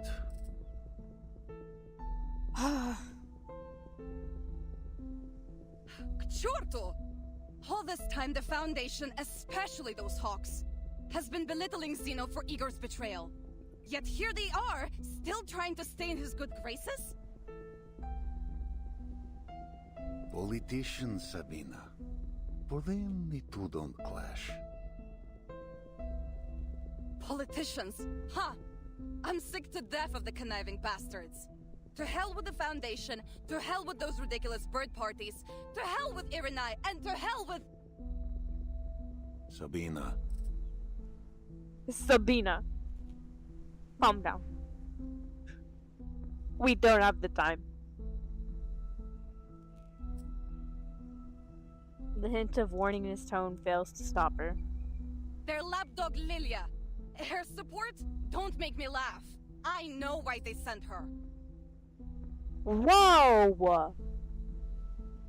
Do not diss Lieutenant Lilia. She will kill you. She's gonna get you for that. She's both Zeno and Foundation. Her file says loyalty guaranteed after investigation. Okay, gots to go. Enjoyed the game. Thank you. I hope you have a good day. She's a surveillant! A Foundation babysitter, monitoring you, me, everyone! So the Dawn doesn't become the next Sao Paulo. It's an insult! A humiliation! Zeno should never have to yield to those so-called hawks! You're gonna die for this. Colonel Sabina Sternova, have you lost your senses? Literally. His gentle warning proving ineffective, the commander turns to harsh reprimand.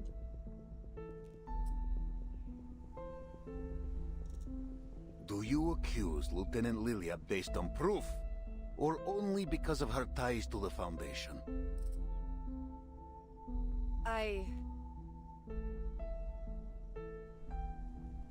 The commander purses his lips, his jaw grinding as if he were chewing on a piece of steel. He bends down, draws out a crumpled paper, and passes it across the table. Sternova takes it, her brows knitting together. Ivan, Irani's people have done it. Zeno's fate is inevitable. I write this letter only as a reminder from one friend to another. The Joint Committee is tightening its control over Zeno's military operations. Every commander stationed outside of HQ must be accompanied by a liaison entrusted by the Foundation. You were once Igor's most trusted subordinate. For that reason alone, the Hawks were planning to torture you during the trial. All I could do was assure the committee of your loyalty and assign the least capable liaison to you, the Flying Witch. I'm sure you've heard this title before. She has no interest in politics, never writes reports unless forced to, and in many ways shares your temperament. That said, ensure you strictly follow every order, both from Zeno and the Foundation. We must be smart. The burden on you is much heavier than you realize. Do not embarrass us. Som. The letter is set down. Silence falls. After a few heartbeats, muffled shouts carry through the canvas. The Cossacks are struggling with a fierce horse. I'll begin preparations for the withdrawal, if that is your order. The commander lets out a long, weary sigh. Orders are to assemble all cavalrymen in Belgrade. We hold the city for 2 weeks. Then, we withdraw. We're withdrawing anyway. Why risk the 2 weeks? For the safety of the Timekeeper. Oh! The Timekeeper?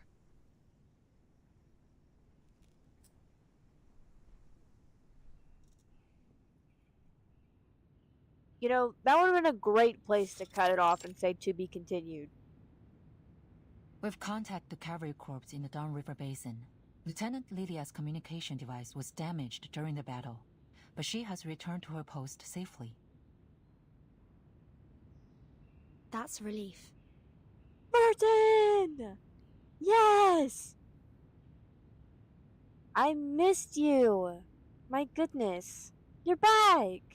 However, according to her report, it's all but confirmed that Igor's rebels have shown up at the Eastern Front. Burton, is it possible to delay your plans to travel to Belgrade? A conflict is highly likely to break out there. There's no need to hide intel from the trusted few. Kriya's privately conveyed to me a message about Erd. It said there's some information to be gleaned about her in Belgrade. I'm not sure how dependable it is. But since it concerns Erd's whereabouts, I have no choice but to go. I appreciate you sharing the source of your information with me. But... Kriya's... Madam Z betrays a rare look of surprise. Before the Antarctic operation, he was just a liaison of the Foundation's military department, responsible for communication and coordination between the Foundation and the Xeno Task Force. He got promoted after we entered this era. But all information held by the Foundation concerning Erd is strictly controlled, only accessible to the authorized few. And he's not one of them. So why would he know? More likely than not, this information came directly from the Hawks. They're using you to obtain information they can't legally acquire themselves. And Kreus is their intermediary. Locating Erd has been my primary mission since the 8th storm. A mission that may prove useful to the Foundation, don't you think? If this information really does help you find Erd, then yes, it would be good news for everyone, no matter their affiliation. But in the Hawks' eyes, you'd owe them one. They might hold this over you if and when the time comes for you to choose a side. Oh no. What's more, the expansion of Team Timekeeper was spearheaded by the Hawks. It's only natural that people are starting to doubt Timekeeper's neutrality. Madam Z's voice is gentle but persuasive. She sincerely hopes the young lady before her will not be drawn into a whirlpool of politics. I know you have no political inclinations, but the Hawks are creating an image that you are working with them. I'm not saying this to stop you, Vertin. I simply want to keep you abreast of what's happening inside Foundation. Thank you, Madam Z. I'm ready for whatever lies ahead. Please accept my official application to travel to Beregrad. Only by stepping into the flood can one uncover the secrets hidden beneath the water.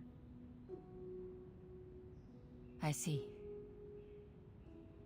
After the Joint Committee's admonition, Admiral Sohm ordered the Cavalry Corps to prioritize the safety of the city. Beregrad should be safe for a time. What's the committee's attitude towards Igor now? Igor is the enemy. However, reports from the Western Front state he's no longer working with the Menace. We're currently re-evaluating Igor's motivations. That said, the committee does hope to avoid making enemies. Our relationship with Xeno has become somewhat fragile since the real war began. Permission granted, Timekeeper. Pack your bags. I'll have Sharon deliver the paperwork to Zeneto. Thank you, Madam Z. I'll do my best to return before the war breaks out. As she turns, a soft sigh comes from behind her. You always follow your own judgment, Vertin. A precious quality in this era. I hope he never changes.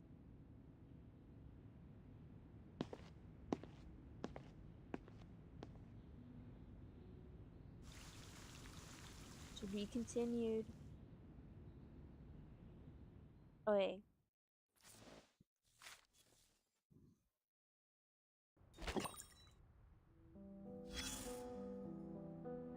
Whoa. Okay. I think we can do 1 or 2 more story things. We unfortunately wasted a lot of time because my game decided to suddenly give me 1600 Picrasma. Taking a peek inside, our blood will burn. By God's grace, the enemies of peace shall be stamped out. The path will become clear. Not good! Now is the time of repentance. The enemies of peace shall be stamped out.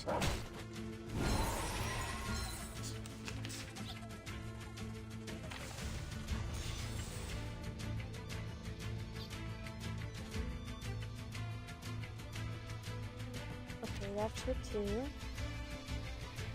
Agreed. This. section and build a hill 3 blocks down. This? Consume your thoughts. Huh. Very well. Now is the time of repentance. This is well. Close your eyes.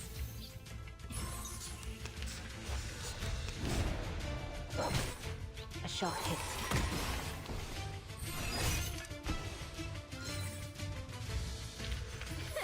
All the more shadows to play with now.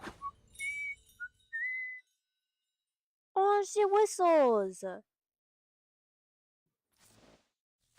I love that. It's so awesome. Ah, we meet again. Though it isn't much of a surprise. I'm sorry, I couldn't care less about what this lady has to say. I'm going to click through this really, really fast. Will you ever learn? And then what? Then again. What's that supposed to? She attended to your every need when you were still wet behind the wings. You depended on her. Then one day she was gone from your life. But the truth is, I was loved once. I loved others too. I've experienced it firsthand and I understand it as well as anyone. Come, take a seat. The view's better that way.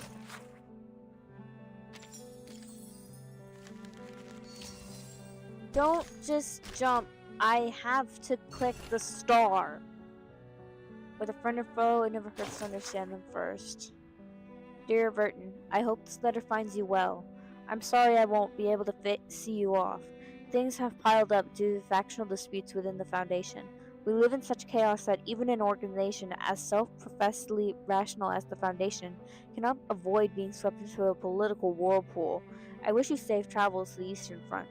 I've enclosed a copy of Commander Ivan Ivanich's Burakov's file. You're about to enter the jurisdiction of the Xeno Cavalry Corps. Ivan and Igor have known each other since childhood. Both come from an old village downstream of the Dawn, yet fate drove them apart along the same muddy roads. They once commanded 2 separate units within Xeno, nominally independent, but with an unspoken understanding that lingered between them. Commander Ivan is difficult to gauge. According to the records, he's plain-spoken and awkward in social settings, which has earned him Admiral Soam's high praise as a loyal and trustworthy man. However, I must caution you, don't place complete trust in him. Hearts rust in wartime, especially those of soldiers who've endured battle and hard choices. Moreover, the bond between Ivan and Igor may pose hidden risks. In times like these, you'll have to weigh trust and suspicion for yourself. Winter is coming to the Dawn. The damp cold settles heavily over Riverside this time of the year. Along with the file, I've included several packets of ginger tea. Steep it in hot water and drink. It helps ward off the chill. Stay in touch if you can. Safe travels. Zhang Zizi. November 25th, 1920. And I guess I'll do this. After leaving the Mestal front, falls in the liver, loses consciousness. Xeno conscription officer enlists new soldiers. Sounds like it. Review. Depart for the Eastern Front.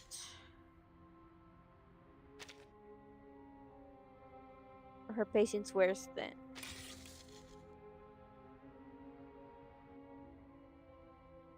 What? There's no thing there? Okay. Clue updated. Oh, lots of updates.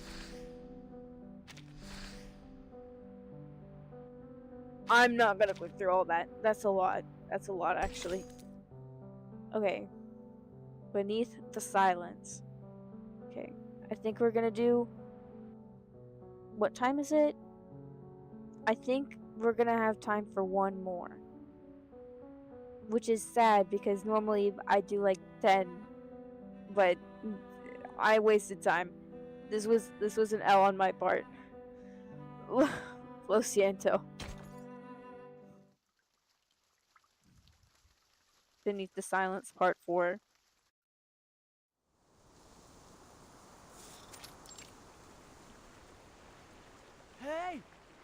got something!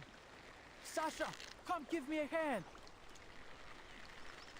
Not far from the camp, Sergei has been watering the horses while he fishes, undeterred by the danger brewing across the steep. The fish net has failed to steal last year, ended up in his pack before he left home. Old Somov put it in there himself. Oh, I mean, this is heavy. Must be a big one. Come on, Sasha, put your back into it. The two young men, children of this very river, use all their strength to drag the fish net to the riverbank. Have you ever caught a fish this big before? Never.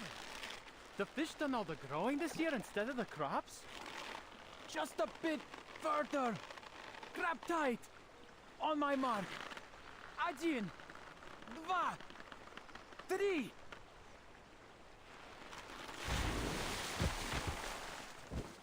They stumble back as they finally haul the net ashore.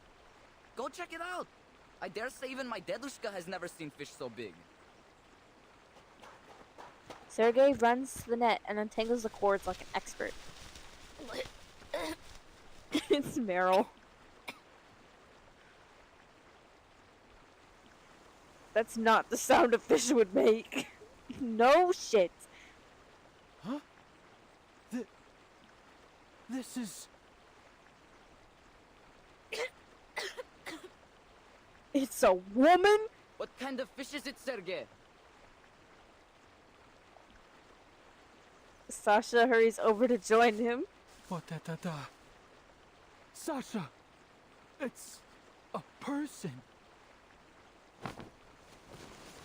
A person? Have you lost your mind? We threw her in the net.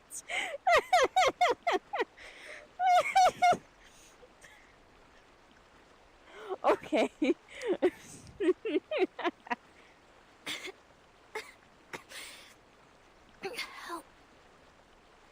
Help me. Okay, I won't laugh. I'm sorry. Blin, hurry up, will you? It's a living person. We have to take her to camp.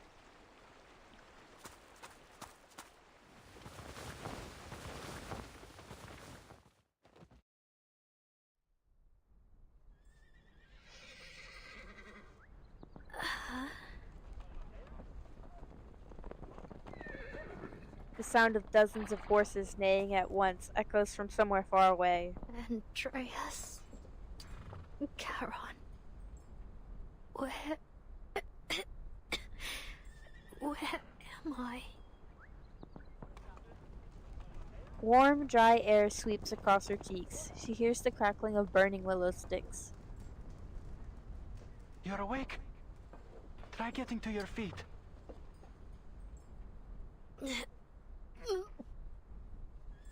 My head's spinning. I can hardly... Whoa, easy now. Just try and take a few steps. It'll help, trust me.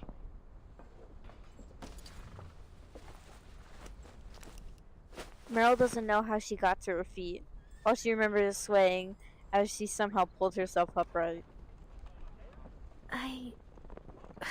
What is this place?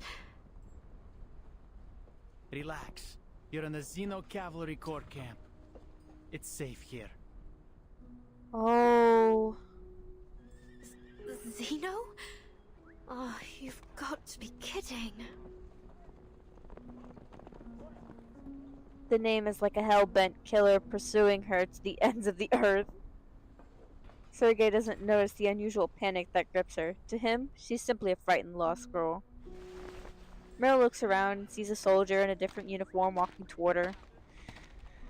No! Sergei, I heard you found the girl. No, it can't be. We've been caught. It's time to give it up, Meryl. It's time to give it up. We fished her out of the river, Lieutenant. She just woke up. No! No! You just brought her straight into camp? She's obviously not a local. What if she's a rebel spy, huh? You don't know who she is? This is wonderful. This is wonderful Sure, news. she's not a local, but she doesn't seem like a bandit either. Lydia steps closer and stares at her for a long while. Fair enough. What's your name? Yeah. Mary.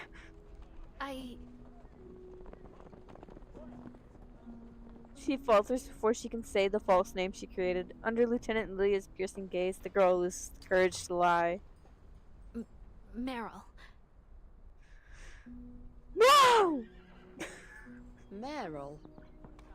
Not from around here, then. How'd you end up in the water? I came seeking refuge near the river, and then I was chased by some people. Bandits or something. I tried to escape, but I fell off my horse and into the river. No! Andreas! I forgot! Well, I didn't actually forget. I was just avoiding the topic of Andreas.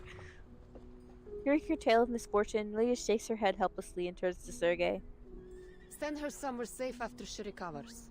We'll decamp tomorrow morning, station in Tamarivka for a day, and then head to the city. Commander's orders. Dunno.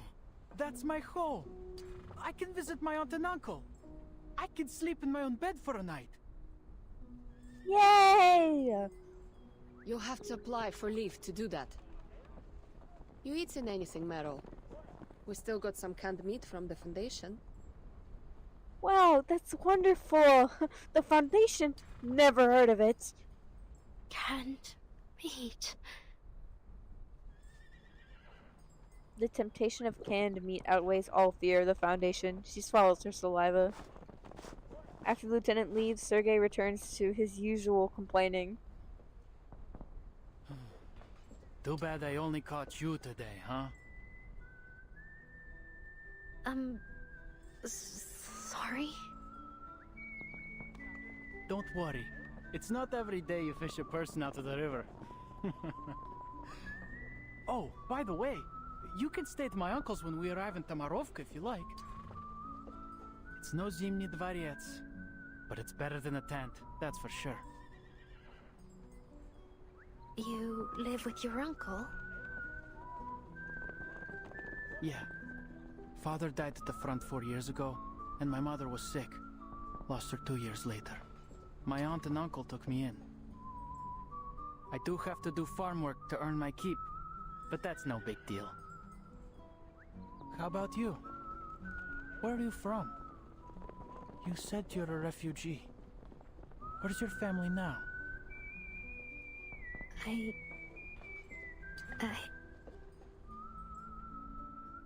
The girl stares at the empty ground before her.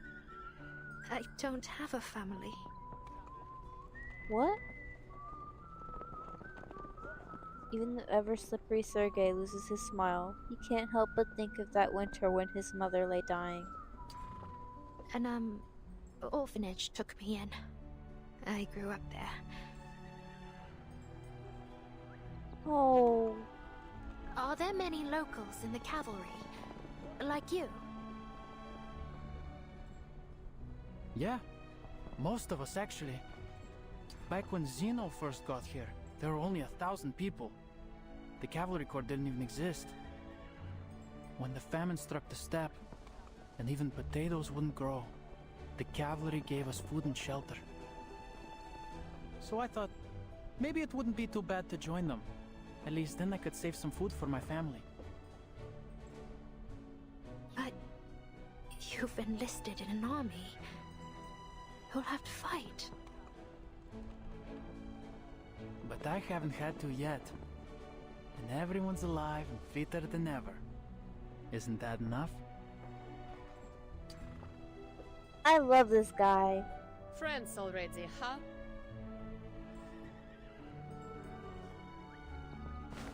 She precisely tosses a can of meat into Meryl's arms. Nothing for me, Lieutenant? Too slow. Got to get it yourself now. Meryl, silent among their chatter, stares at the Foundation symbol on the can for a long while.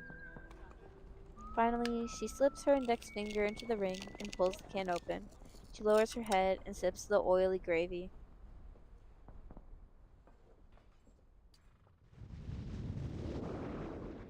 What? There was a time I thought you would lead us to the Eternal.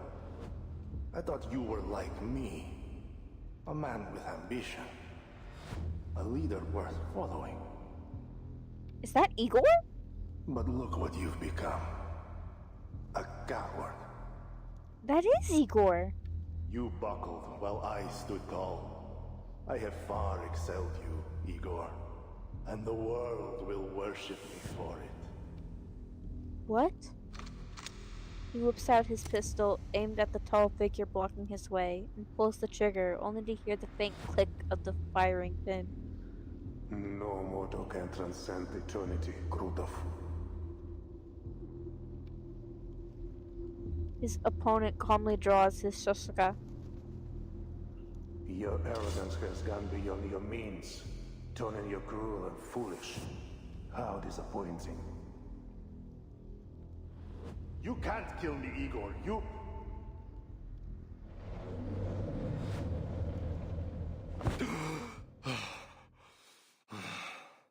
Who are you? I've never seen you before in my life. Shouts, gunfire, curses as men shove past one another and hooves kick up in almost scalding dust. Bring everyone here. Separate the Arcanists from the humans. Xeno's captives in their own line. Move it, slackers!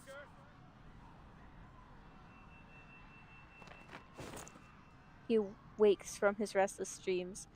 Incense still lingers in the air around him, the hateful scent of henbane clinging to his nostrils.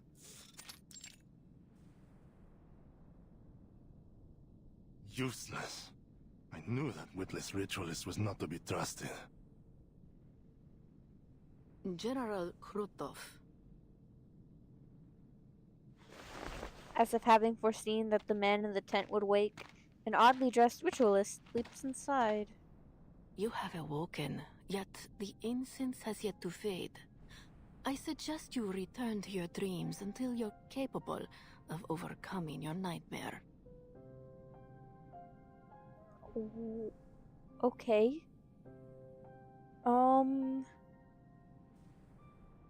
The only thing I can focus on is your hair.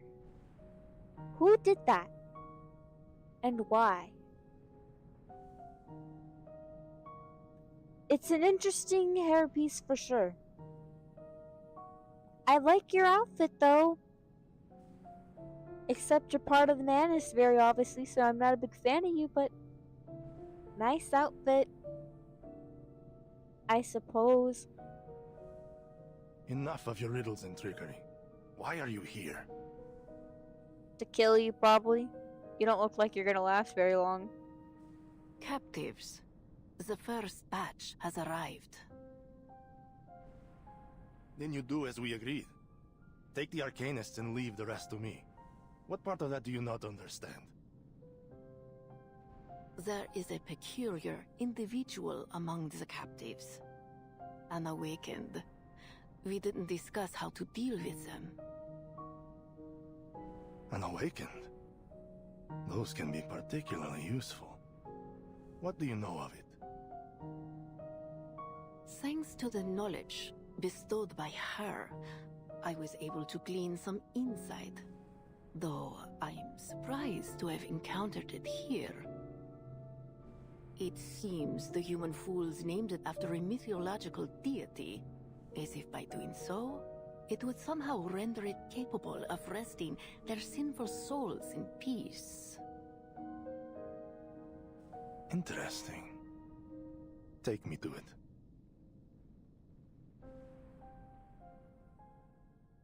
What? Hey, don't cut it off. Go back.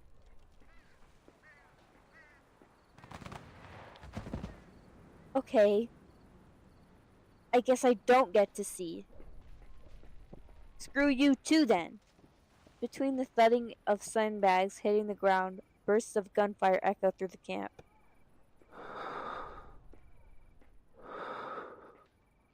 He's still there.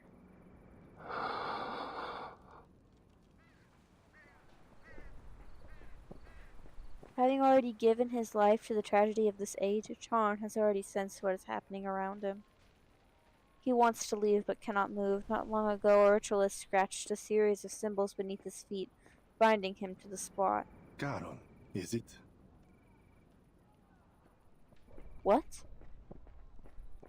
He senses the approaching footsteps only when they are already close, then turns toward the voice. Why did you kill those who surrendered? What? Well, too many mouths to feed.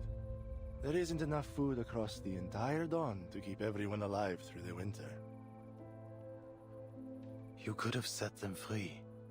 They were only civilians. They would cause you no trouble. Civilian implies civilization.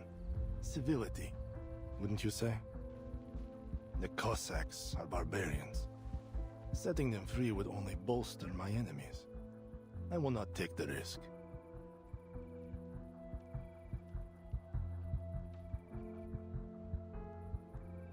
Tron lowers his head in silence.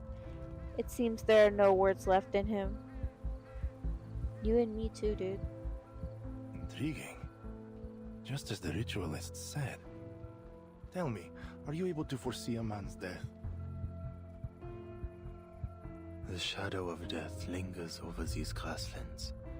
Countless will die in a killing driven by starvation and hatred. That is what brought me here. Krutov looks off to the edge of the camp where the yellow pasture grass bows gently on small rises. Gunfire crackles again, along with the sound of something crashing to the ground. A shadow, you say? I see a man walking the grasslands, the dead nourishing the soil. He stands amid a bountiful harvest. I am that man. I hope you die by the end of this chapter. Your shadow of death means nothing. What I need is a precise prophecy, one for a single man. For me. Why would I tell you? I cannot do such a thing, nor is there any desire to. I am offering you a chance, Awakened. Serve me and my army, and I will spare you the Ritualist's hand. Ritualist? Krutov gestures toward the binding ritual beneath Chon with his chin. This is her work. She tells me you dispelled another incantation cast by her kind on a human soldier. She's desperate to tear you apart and see how you did it. Some special arcane skill, she claims. Trust me, what she will do to you is one thing you do not want to foresee. Manus Vindicte. Ah, so you can see some specifics. Well, what is your decision? I'm scared. Mama, I'll go behind you. No, neither your enemy nor your ally. There is nothing I can do for you but bury the dead. Krutov fixes a sharp gaze on Charon, as if he could tear through the cloth covering his face with sight alone. Difference of opinion. Why am I surprised? You're just like the rest of them. One bad decision after another. His cursing seems to be directed at some invisible onlooker rather than at Charon. And I am left to right their wrongs. It seems only I can. I gave you your chance, freak. Okay, well, one could argue that you look significantly freakier than Charon. At least he has the decency to cover his face. You need to. Get out of my face. You freak.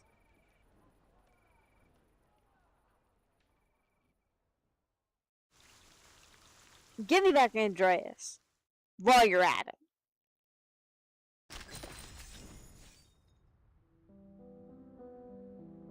Okay, we can do another one. Okay. Oh, and Burton's here. Okay.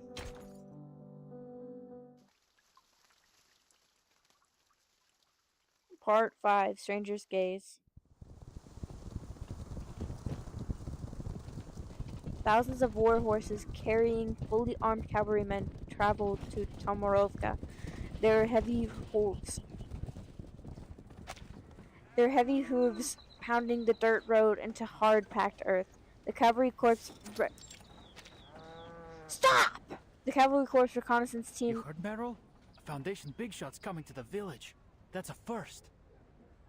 The cavalry corps reconnaissance team reaches the village first. The villagers are on alert, eyeing the soldiers from their doorways. Big shot? Who? Meryl unconsciously reaches for her mask, suddenly realizing that she lost it during her escape. Not sure, but the commander needs to welcome them personally. Forget it. None of our business. Natash! Huh? As they pass a nearby house, Sergei seems to spot an old acquaintance in the doorway. He leans forward to reach her, but she shuts the door in his face.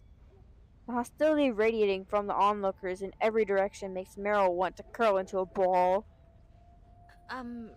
Sergei, isn't this your hometown? Why are they staring at you like that? I don't know. It's not like I've made that many enemies. Just one or two at most. Anyway, let's go meet my uncle. See that house with the iron sheeting? That's our home. Meryl follows his fingers to a house with a blue iron sheet roof. A man holding a cane stands in the yard. Sergei takes off his hat and excitedly waves it in the air. Dядя Pietro! The old man only strikes the ground with his cane. His heavy blink seems to say, "Don't start, boy." What's going on? Maybe something happened? Should we go ask him? Sergei never expected his return home to be so dispirited. His uncle pulls him aside. Meryl follows behind. What's wrong, Dядя Pietro? You tell me, did your commander say you'd fight those bandits or not? Of course. When? That I don't know. It's a military secret. Word is you're going to the city, the lot of you. So, where does that leave the rest of us, The villagers need protecting too. The young man can't think of an answer. He can only stand in awkward silence. The uncle sighs and grips his nephew's shoulder hard, with a slim yet powerful hand. All right, Seryosa, I understand. Everything's packed and ready to go. Come, we're leaving to your cousins in Petrovka. Dядя Pietro, could you just tell me what's going on? I'm not deserting Zeno. Sergei shakes off his uncle's hand. The old man's neck flushes red with embarrassment and anger. He turns and glances at Meryl. It's fine. She's a friend. The cavalry is leaving us here to die, and the refugees from upstream. They said there are tens of thousands of bandits up there. I don't know where they all came from, but your cavalry's nothing compared to that, right? You'll never fight them all off. And keep this quiet, but the Kolduni left and joined the bandits. What? I don't know what that means, actually. Что? Can you explain, please? They said they'd punish anyone who stands with the cavalry when they return. Oh no. He watches the cavalry corps soldiers passing by the village entrance. If you can't fight them off, they'll burn the village to ashes. So, are you coming with us? Yes or no?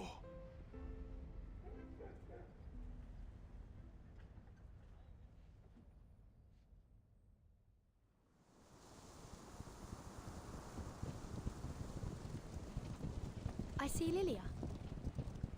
It's Burton! A small group of reinforcements makes its slow advance across the grassland. A transport team carrying guns and artillery rumbles close behind. That must be the commander of the Xeno cavalry beside her. The cavalry corps officers awaiting them ride out to the head of the team to guide them to their destination. Before the commander can reach them, an old friend steps forward to greet the timekeeper. Capitan, why did the Foundation send you here? Isn't exactly the safest place in the world right now. I applied for it. There's something I need to find in Beregrad. Don't give me that look, Lilia. Madame Z approved it. All right, what Z says goes. I'm glad to see you safe and sound, Miss Lilia. Your message had us worried. Huh. The Foundation seriously needs to update their communication devices. At least make them bulletproof. The commander approaches as they chat. Timekeeper. Chat. My goodness. La la la la. Commander Ivan, it's a pleasure to meet you. If you could, a brief walkthrough of the situation in Beregrad and the surrounding areas would be most helpful. Of course. But tell me, where did that company behind you spring from? I received no word in our communications. The commander's eyes settle on a small detachment within the reinforcements, but 100 soldiers strong, led by a red-haired knight.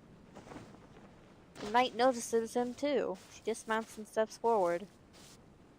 Vice Admiral Burakov. I am the medic of the Foundation Special Unit 12. Behind me are the soldiers returning from the front lines and our field medical team. Every one of them is willing to enlist in the cavalry and join the fight against the bandits. Good to know. Go to Colonel Sabina Sternova. We will see your men settled. Yes, Commander. Marshal back! We all cheered! Rah, rah, rah! The knight leads the special unit away. Follow me, if you will, Timekeeper.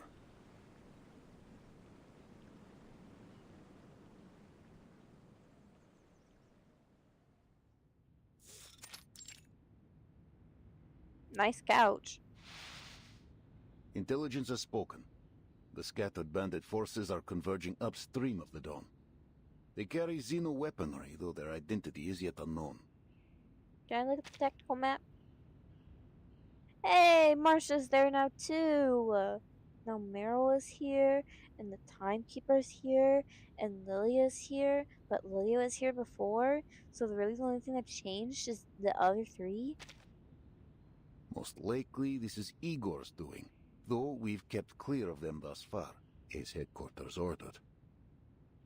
Villages have been plundered. Many have fled downstream, yet most cling to their homes. The commander lifts his eyes from the map, still deep in thought. Xeno has ordered the cavalry station in Beregrad until your mission is complete. We ride at dawn.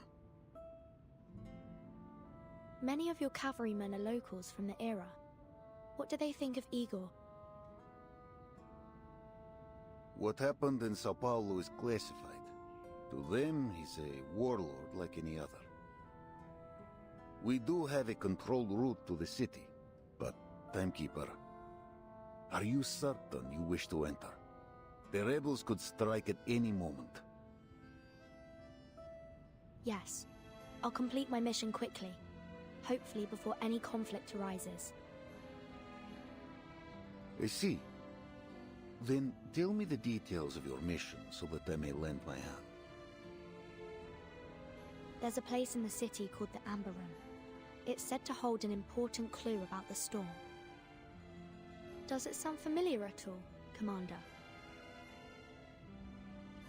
Not the Yantarne Komnata in St. Petersburg, I presume. We're a long way off from there.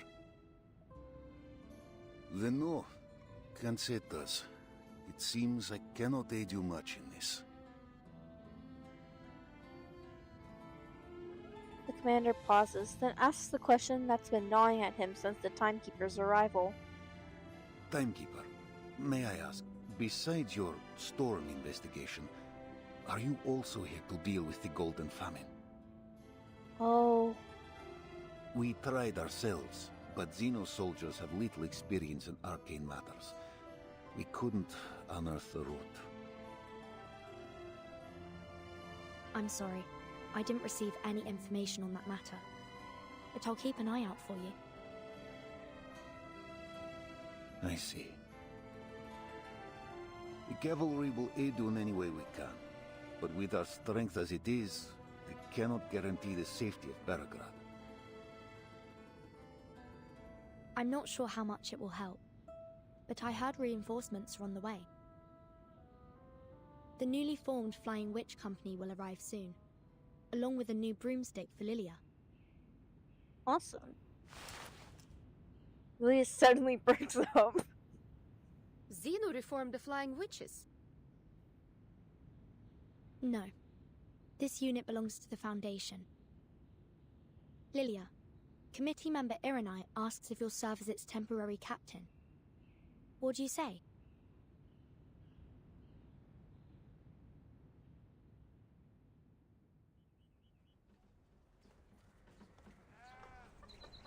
Stornova gestures to a lonely, empty house.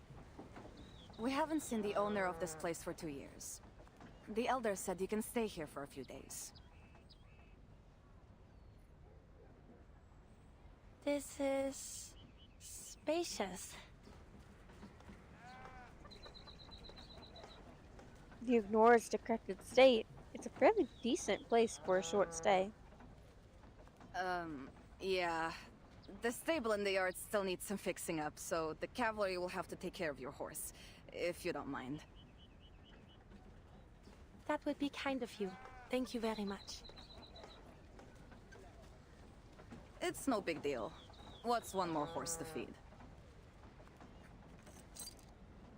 Stornova hands the key to Marcia and leads her horse away. Just as Marcia is about to slip the key inside the lock, a rustling sound catches her attention. Is that a rat? Not the sound a rat would make. A small black shadow vanishes behind the once leafy elm in the corner of the yard. Or a child from the village? Never mind. I need to rest. She hears it again. She looks over to the same spot. Who's there? From behind the elm, a head peeks out, briefly meeting her eyes.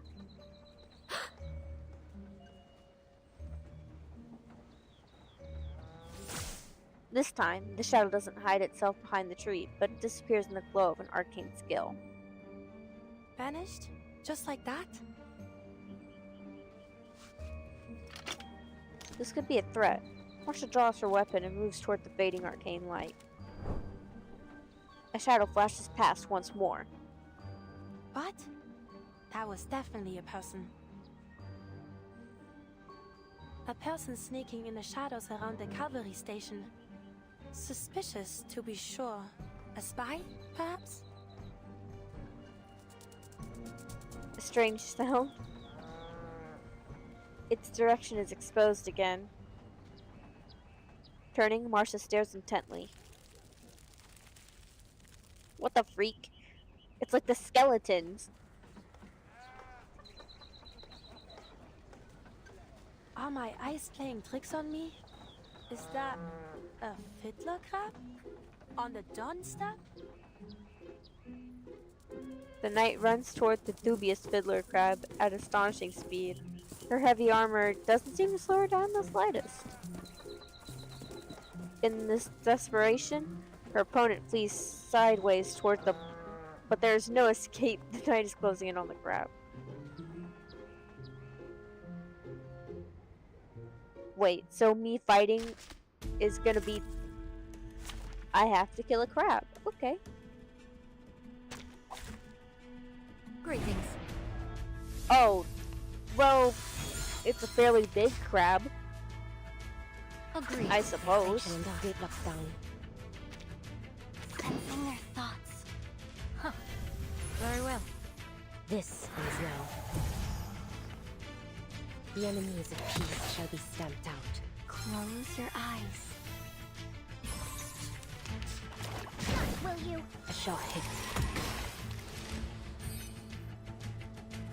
A worthy victory.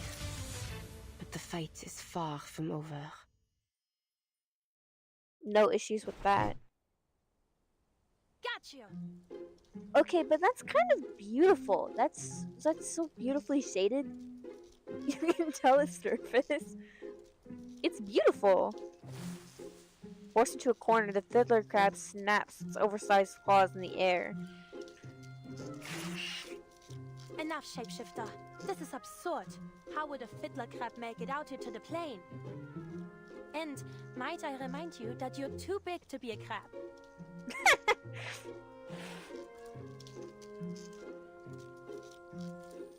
The same glow returns, the light surrounding the fiddler crab bending and distorting. It reveals the figure of a girl.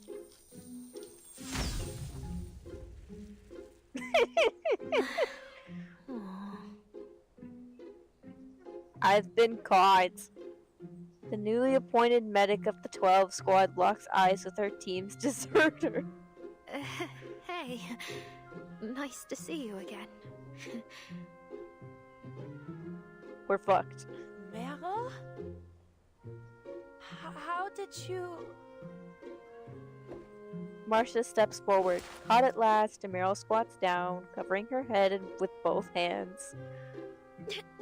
Don't hurt me. I'll tell you everything. I don't think she was gonna hurt you. I think she was gonna let you chill. You mean to say you plan to stay here until the war is over? Well, I don't really have much choice.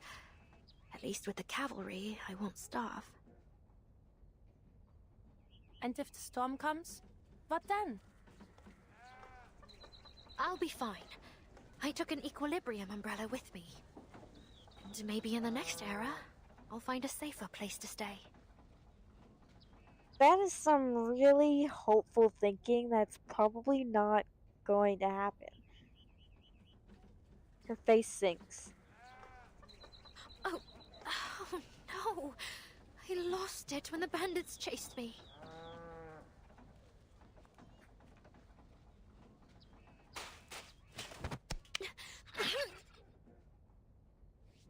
What the hell? The knight grabs her face with both hands, pressing her cheeks tight together. Oh! This is serious, Meryl. Do you have any idea what they do to deserters? Do you think hiding with Zeno will prevent the Foundation from finding you? No. You may survive one storm, but what about the next? And the others after that?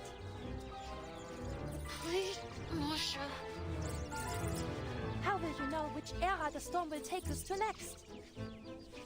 Marcia, you can't breathe. See, let's go. Honestly, what am I to do with you? Meryl hangs her head, rubbing her reddened cheeks. So, why are you here? I was taking a group of Don Cossacks home, and heard the timekeeper was going the same direction, so We met on the road and traveled the rest of the way together. Now that I have arrived, Kreas has requested I stay by the Timekeeper's side until she completes her mission. Then I'll return with her. You're not going to bring me back to Kreas, are you? Marcia leans against a worn pillar, looking deeply downcast. If only I could. But with Kreas comes the Foundation. Either way, I'll be sure to bring you back. Running around alone out here is far more dangerous than anything the Foundation could do. Meryl knows there's nothing left she can do. Does anybody else here know you, aside from me? No. The image of a young Foundation big shot appears in Meryl's mind. She shakes her head, trying to erase those gray eyes from her memory. I know the Timekeeper and Lieutenant Lilia, but I don't think they know me. But Sonetto, Vertin's assistant, I'm not so sure. We were classmates for a few years, but we didn't talk much. Oh, well, then you're screwed. Sonetto remembers everything. I see. Stay close with me then, and don't let Sonetto see you. It would be best if we solved this without any interference from a third party. Paravian and I may be able to plead your case, but if we're to have any chance of being successful, you can't run away. Not again.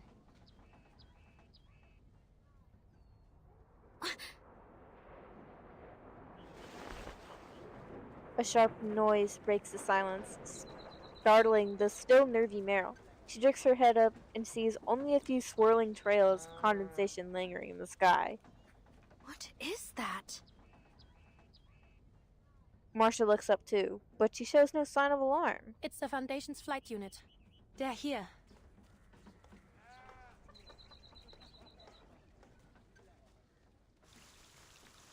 To be continued. Should I do one more?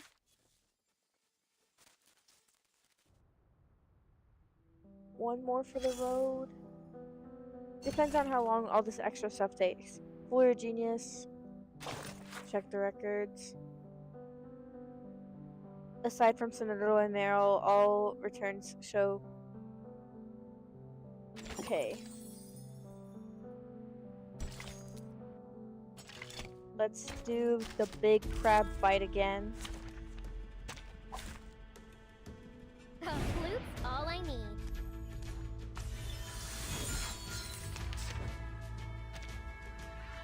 Let's see how long this takes. And if it takes too long, then I'll end. I have seen to the heart of you. Now is the time for repentance. Face the truth. All the more shadows to play with now.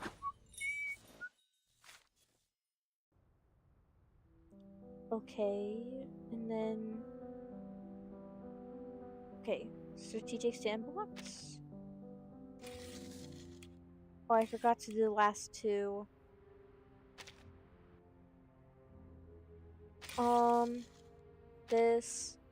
That is just review. Reports from the Cavalry Corps stationed on the Eastern Front indicate the emergence of bandit forces of unknown origin.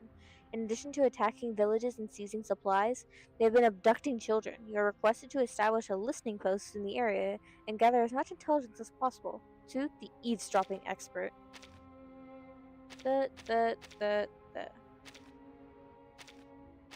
Dispatch. Recently, I led a medical unit to the Eastern Front. The plains are barren, yet the weather remains warm. Far too warm for November along the dawn. Something feels deeply wrong. Commander Kreas informed me that the Timekeeper will also be arriving and asked me to prepare to receive her. The Foundation sending the Timekeeper personally suggests critical intelligence is at stake.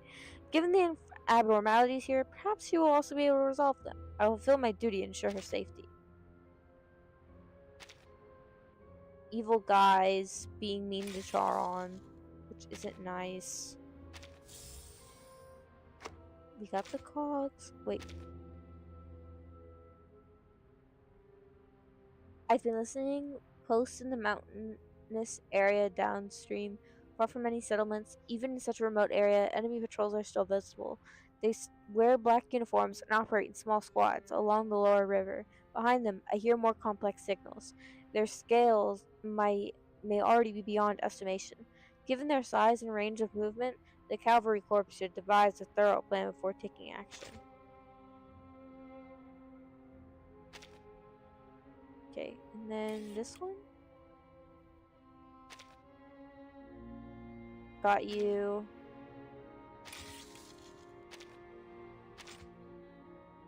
Talk. The crops still won't grow. At this rate, I don't think any of us are making it through this winter. Or autumn. If you ask me, the first thing we should do is grab our own grain stores. Bella said she spotted a suspicious figure hiding behind her fence, but when she grabbed a hoe and chased after them, they were already gone. Probably drifters. There are refugees wandering around everywhere these days. You think they'd steal grain? Who knows? Who also swears she saw a giant river crab lurking behind her warehouse, like it was sneaking grain from the granary. A river crab stealing grain? Out here on the plains? Strange, isn't it?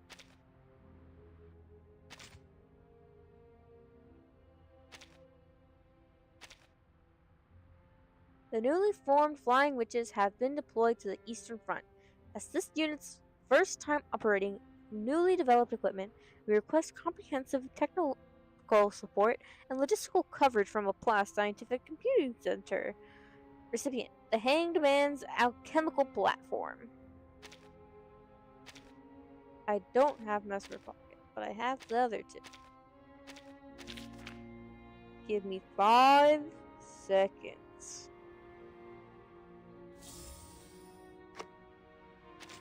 Okay. It's almost 3 hours. I have a couple of minutes. I have a little bit of time, but I don't think it's enough time. Well, maybe? I don't know how long one of these is.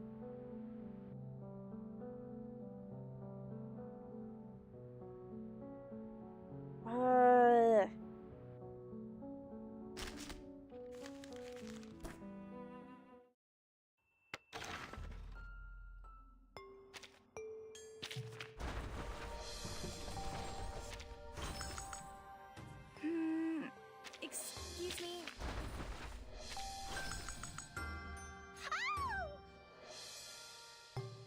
Oh, don't scream at me, I'm sorry.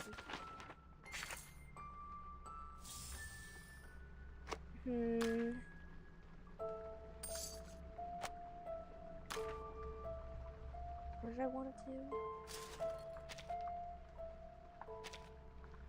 Go here and then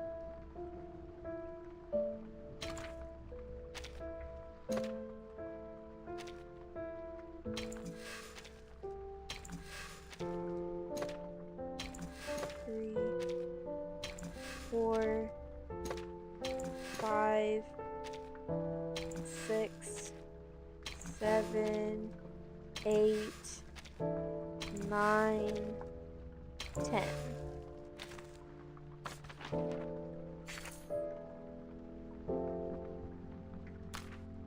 Okay, I will do one more, but it will be very fast. We're gonna go like the Flash.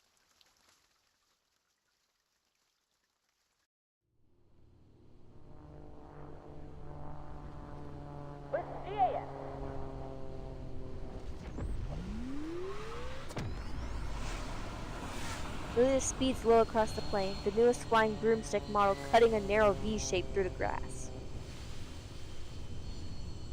Lieutenant, we're losing sight of you. Then you better learn how to get your speed up to 240 in 5 seconds. A series of vague replies come through the communicator. Their voices strained as they struggle to catch up to their captain. But at this height, according to the manual... The manual? That's for nerds. Are you nerds? Move into split formation and prepare to climb. Brooms up. Copy that. 24 flying witches follow their leader into the clouds above, slicing the full sky into two with their vertical trails. Hold altitude. See the targets by the river. Yes, Lieutenant. Good. Real enemies won't just stand around and wait for you to strike. But training like this can sharpen your eye. Flank the targets from both sides, avoid friendly fire, and die! Zoom!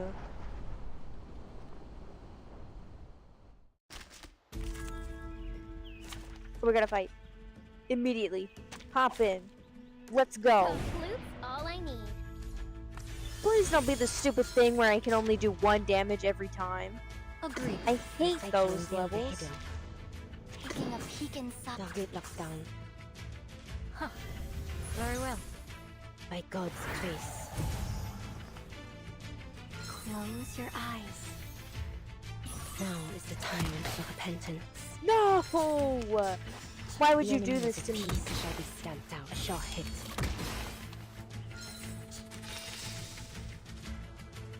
Versatile. This, this, this. That was certainly a choice. Listen, keep your eyes on the target and fire as soon as you hear the command. Wait, it's the Foundation's comms we're talking about. Scratch that. We'll use a flare instead. Open fire the next round after the flare goes up. Clear? This is well. I have seen to the heart of you. Though it may come with pain. Have I startled you? Okay, we got one. The enemy is at peace shall be stamped out. A short hit. We got 2. Okay, we gotta get the 3rd one. My sanction and dip. Agreed. A ditty to the moon. Blow the Wusheng.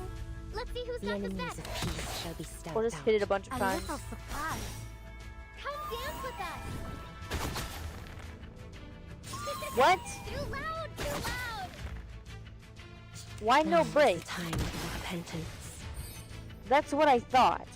A worthy Don't be victory. stupid.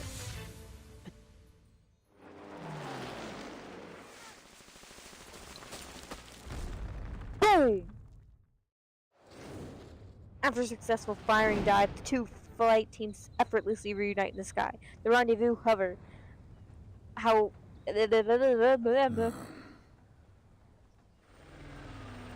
The howl of engines quickly drowns out the commander's conversation as the flight unit descends onto the open ground outside of Tomarovka. With her feet firm on the ground, Lydia passes her broom in the second in command. Capitan! Oh, Commander! The swirling air around her sends Lydia's pristine uniform fluttering like a flag in the wind. She walks straight toward the cavalry and Foundation leaders who stand at the entrance of the village, observing the training. New broom's nice. Rookies aren't too bad either. Only problem is, they rely on the tech too much. Should spend a little more time on their arcane skills. Whoa! You switched fits? What the heck? I thought that it was just a cool new profile picture. I didn't realize you had a whole new model. Wow. Hey! I didn't expect that. Have to say, I never thought I'd wear a Foundation uniform. Wait. Don't tell me I have to follow the committee's orders from now on. Don't worry. You're still on Team Timekeeper. Your new uniform's just for easy identification while you're acting as flight captain. All right. You Fire. have some time to sharpen your little birds, but conflict rides fast. Work quick. The Foundation swore us enough fuel and ammunition for your entire unit, and more besides. You alone have access to it. No applications, no paperwork. Just go directly to the quartermaster. Nice. I'll make sure the rookies never step foot on the ground. Mr. Iranai said that this is the Esu Noi Nouveau Voyer comp debut. He hopes to hear some feedback from you. Well, it's faster, got stronger firepower, and better maneuverability. Basically, an all-round improvement. Haven't used it for long, though. Any major defects you know of? The price. 102 costs nearly triple the amount of an 01, or even more. My God! Jeez! That's a lot. Ugh. Who's paying for repairs? Me. The Esu Noi Nouveau Voyer assigned to you is the property of Team Timekeeper. Okay. I'll do my best not to break it. Oh, my boss pays for it. Okay, I'll give you something. Noon descends. The sun hangs tilted in the sky, casting unreasonable dryness across the grassland. The aroma of simple meals drifts across the households. Whether in times of famine or prosperity, the plain scent of wheat is equally tempting. That is all. Dismissed. With the order given, the high-ranking officials outside the village drift away. Luya returns to glance at the unit still holding position. Capitan, I need to go take care of the baby birds. All right. See you later, Lilia. The temporary captain of the flight unit turns away. Timekeeper. Anything I can help you with, Commander? Hungry? Come to my home for a meal, won't you? I'll send for your assistant too. I actually am hungry. Can you give me some food too? I'm hungry. My mother's stew could raise a fallen horse. She would love for you to try it. A simple invitation, yet under the circumstances, its recipient perceives a subtle unease. Sorry, I was just thinking about something. Do you mean to say that your home is in Tamarovka? That's right. Will you come?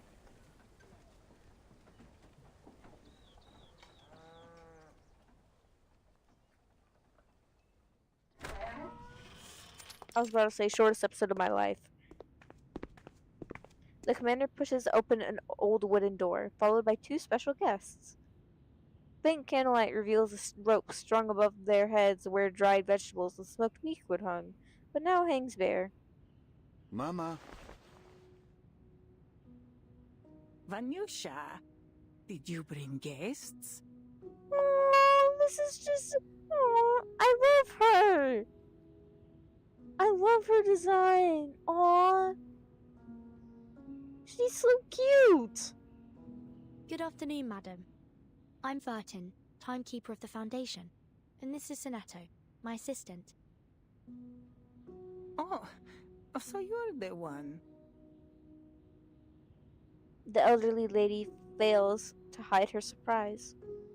When Vanyusha told me there would be important guests joining us, I hardly expected them to be so young. Oh, I meant nothing by it, Rodnaya. Just the words of an old woman. Honestly, Vanyusha, you must tell me if you plan to bring growing young ladies to lunch. Miss Galina gives a sheepish look to the cabbage soup, hard bread, and smoked fish before her. We're just here for a simple meal, Mama. No feasts while others starve. The meal looks delicious, madam. More than enough for us. Ivan pulls out his mother's chair and helps her to take a seat. Helps her to her seat. My goodness! Timekeeper. Miss Soneto. Sit. Eat. Thank you. You will have to forgive me. This is all I have to offer at the moment. You have nothing to worry about, miss. You just keep doing you. Ivan takes a piece of rock-hard bread and softens it in hot soup. His young guests follow suit. You have food enough for the winter, Mama? Oh, don't worry about me. Though if things go on like this, who can say? Miss Timekeeper, are you here to end the famine? Please, call me Vertin, madam. As for this golden famine, I will try my best to give it a thorough investigation. Caught between frustration and hope, the old lady lets out a sigh. You should know, Vanyusha. Many have told me to leave with them. But I have stayed, trusting that you will find a way. Some of those fleeing south passed through the village. They said the attackers are different. They only take Alduni, arcanists, as captives. Arcanists? Yes. The poor things who refused to cooperate were beaten half to death before they took them. As for the humans, well... She simply shakes her head. But Igor's army would have taken humans too. Igor? Soneto, you must try this pickled watermelon. Good job, Britain! Something else! Distract her with something else now! A spoonful of sour, dark red flesh is suddenly shoved into the chief assistant's mouth, stopping her from revealing any more. Oh, okay. It really is delicious, madam. Quite different from any I've ever tasted. Might I ask how you made it? It warms an old woman's heart to hear such things. Nothing special, really. Though many underestimate the importance of the barrel. As Miss Galena steadily shares her years-tested method of pickling watermelon, they leave behind talk of these troubled times. The sounds of wooden spoons scraping against the steel bowls mingle with chewing and swallowing.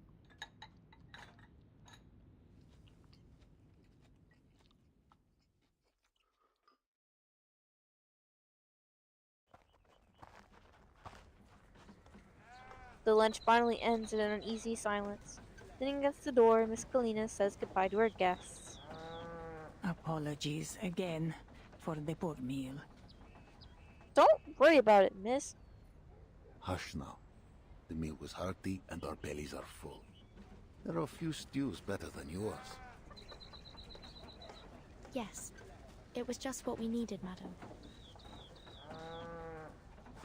After her son's reassuring words, the old lady finally closes the door. I know you have questions, but this is not the place to talk. Come, walk with me. Walk with me.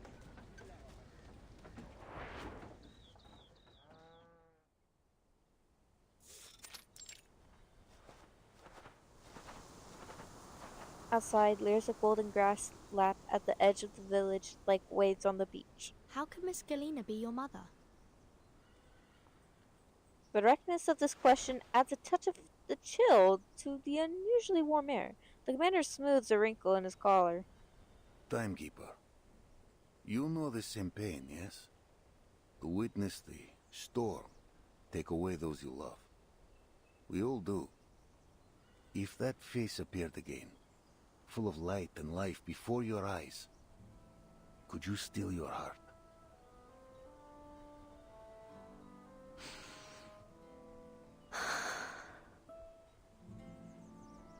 Oh. Oh.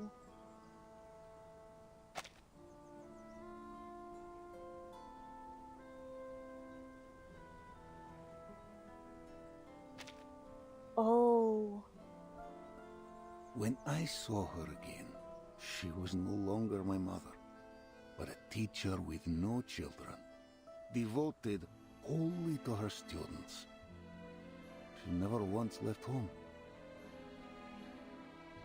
The reason for this phenomenon still remains unknown.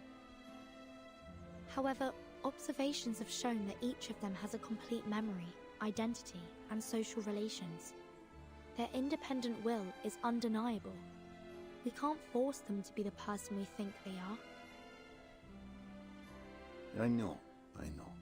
To speak of the storm would only break her. She would shun me. But in time, she took me as her child. In the end, I have a mother again. That is enough for me. Oh. I'm glad you figured it out. Figured it out? The truth is the opposite, Timekeeper. I chased Kalina like a lost pup, hoping to find my mother in her. And I did. Whoa, what were those crazy eyes? Now I'm scared of you. I was gonna say like, oh, you seem nice, but then I saw that was part of your model? No. You're weird. Her face, her body, every line and wrinkle. She is the mother I lost to the first storm, down to the gentle smile when she talks to me. Oh, you're crazy. The commander takes several deep breaths to stop his teeth from chattering. Think of it. Those you lost, standing before you again. Only their clothes and memory changed. Would you call them dead and gone? Would you not hold them close, praying memory returns? It's hard to say. I've never personally dealt with such a thing. Perhaps I'll have an answer if I do. She's lying. You lying? Yeah. Oh no. Yeah, oh no. Oh no is right. The commander stops his questioning and turns to the meadow, bowing before him, withering amid abundance, stretching endlessly into the horizon. It was on land like this that my father first set me on a chestnut mare and showed me the reins. My mother watched on, afraid I would fall, no doubt. But she knew this was the way for every child. For centuries, the Cossacks have lived by this steppe. She feeds us, she fights us. Rebellion runs free in our blood. The steppe never changes, nor do her people. Sometimes I find myself asking, is this truly a false 1920? You, Timekeeper, you have lived through many eras. We will never wholly understand one another. From what I do understand, you are a survivor of the first storm. You've lived through all these eras too. I don't see the difference. True. Yet I am marked by my hometown. My own time long before the storm ever struck. I was forged a Cossack, and the Cossack I remain no matter the era. And you, Timekeeper? Which era is your home? Even 1999 must feel like another world to you. I do not belittle your path. I only say losing time and home leaves a wound in the heart. Politics aside, I respect you. You are the Timekeeper, the master of all ages and all people. Many consider you a savior. And I? I am but a man with mortal ties. Zeno has every reason to keep me at arm's length. This is all the old Cossack has to say. He adjusts his windblown hat and makes to leave. Commander, wait. Yes? What more is there to say? I have no power to change your decision. But I have a mission here. I need to know. Will you follow Zeno's orders and lead your army to Beregrad? I will see you safe to the city and stand with you in your mission. This I swear. I understand. Commander! What? They turn back to see a figure rushing toward them, arms flailing. Commander, what are you doing out here? I thought you were at home. Sergei, why are you here? What's the matter? They got too drunk. A brawl's broken out. Well, crap.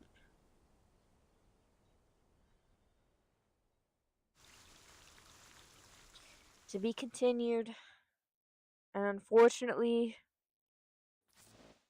I don't believe I have time to do another one. Or at least not a full part like that. So I'm gonna just do the last few bits.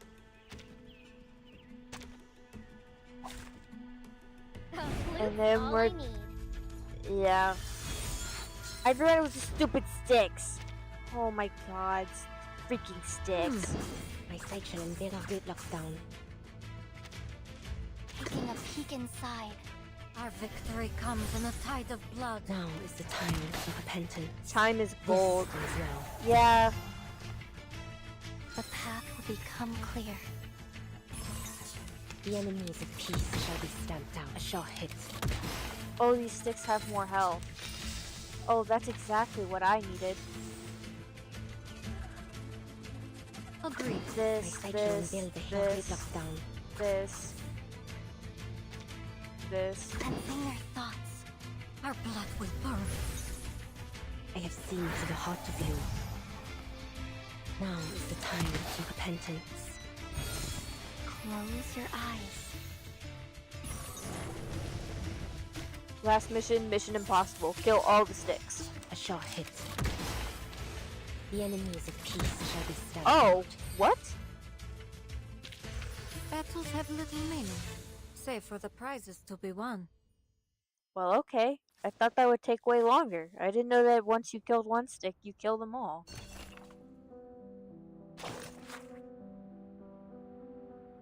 I'm not reading all that. Okay.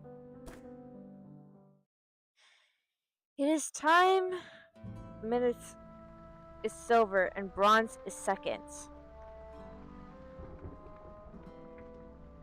And hours,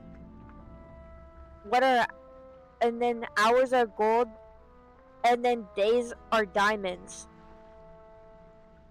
Weeks are rubies.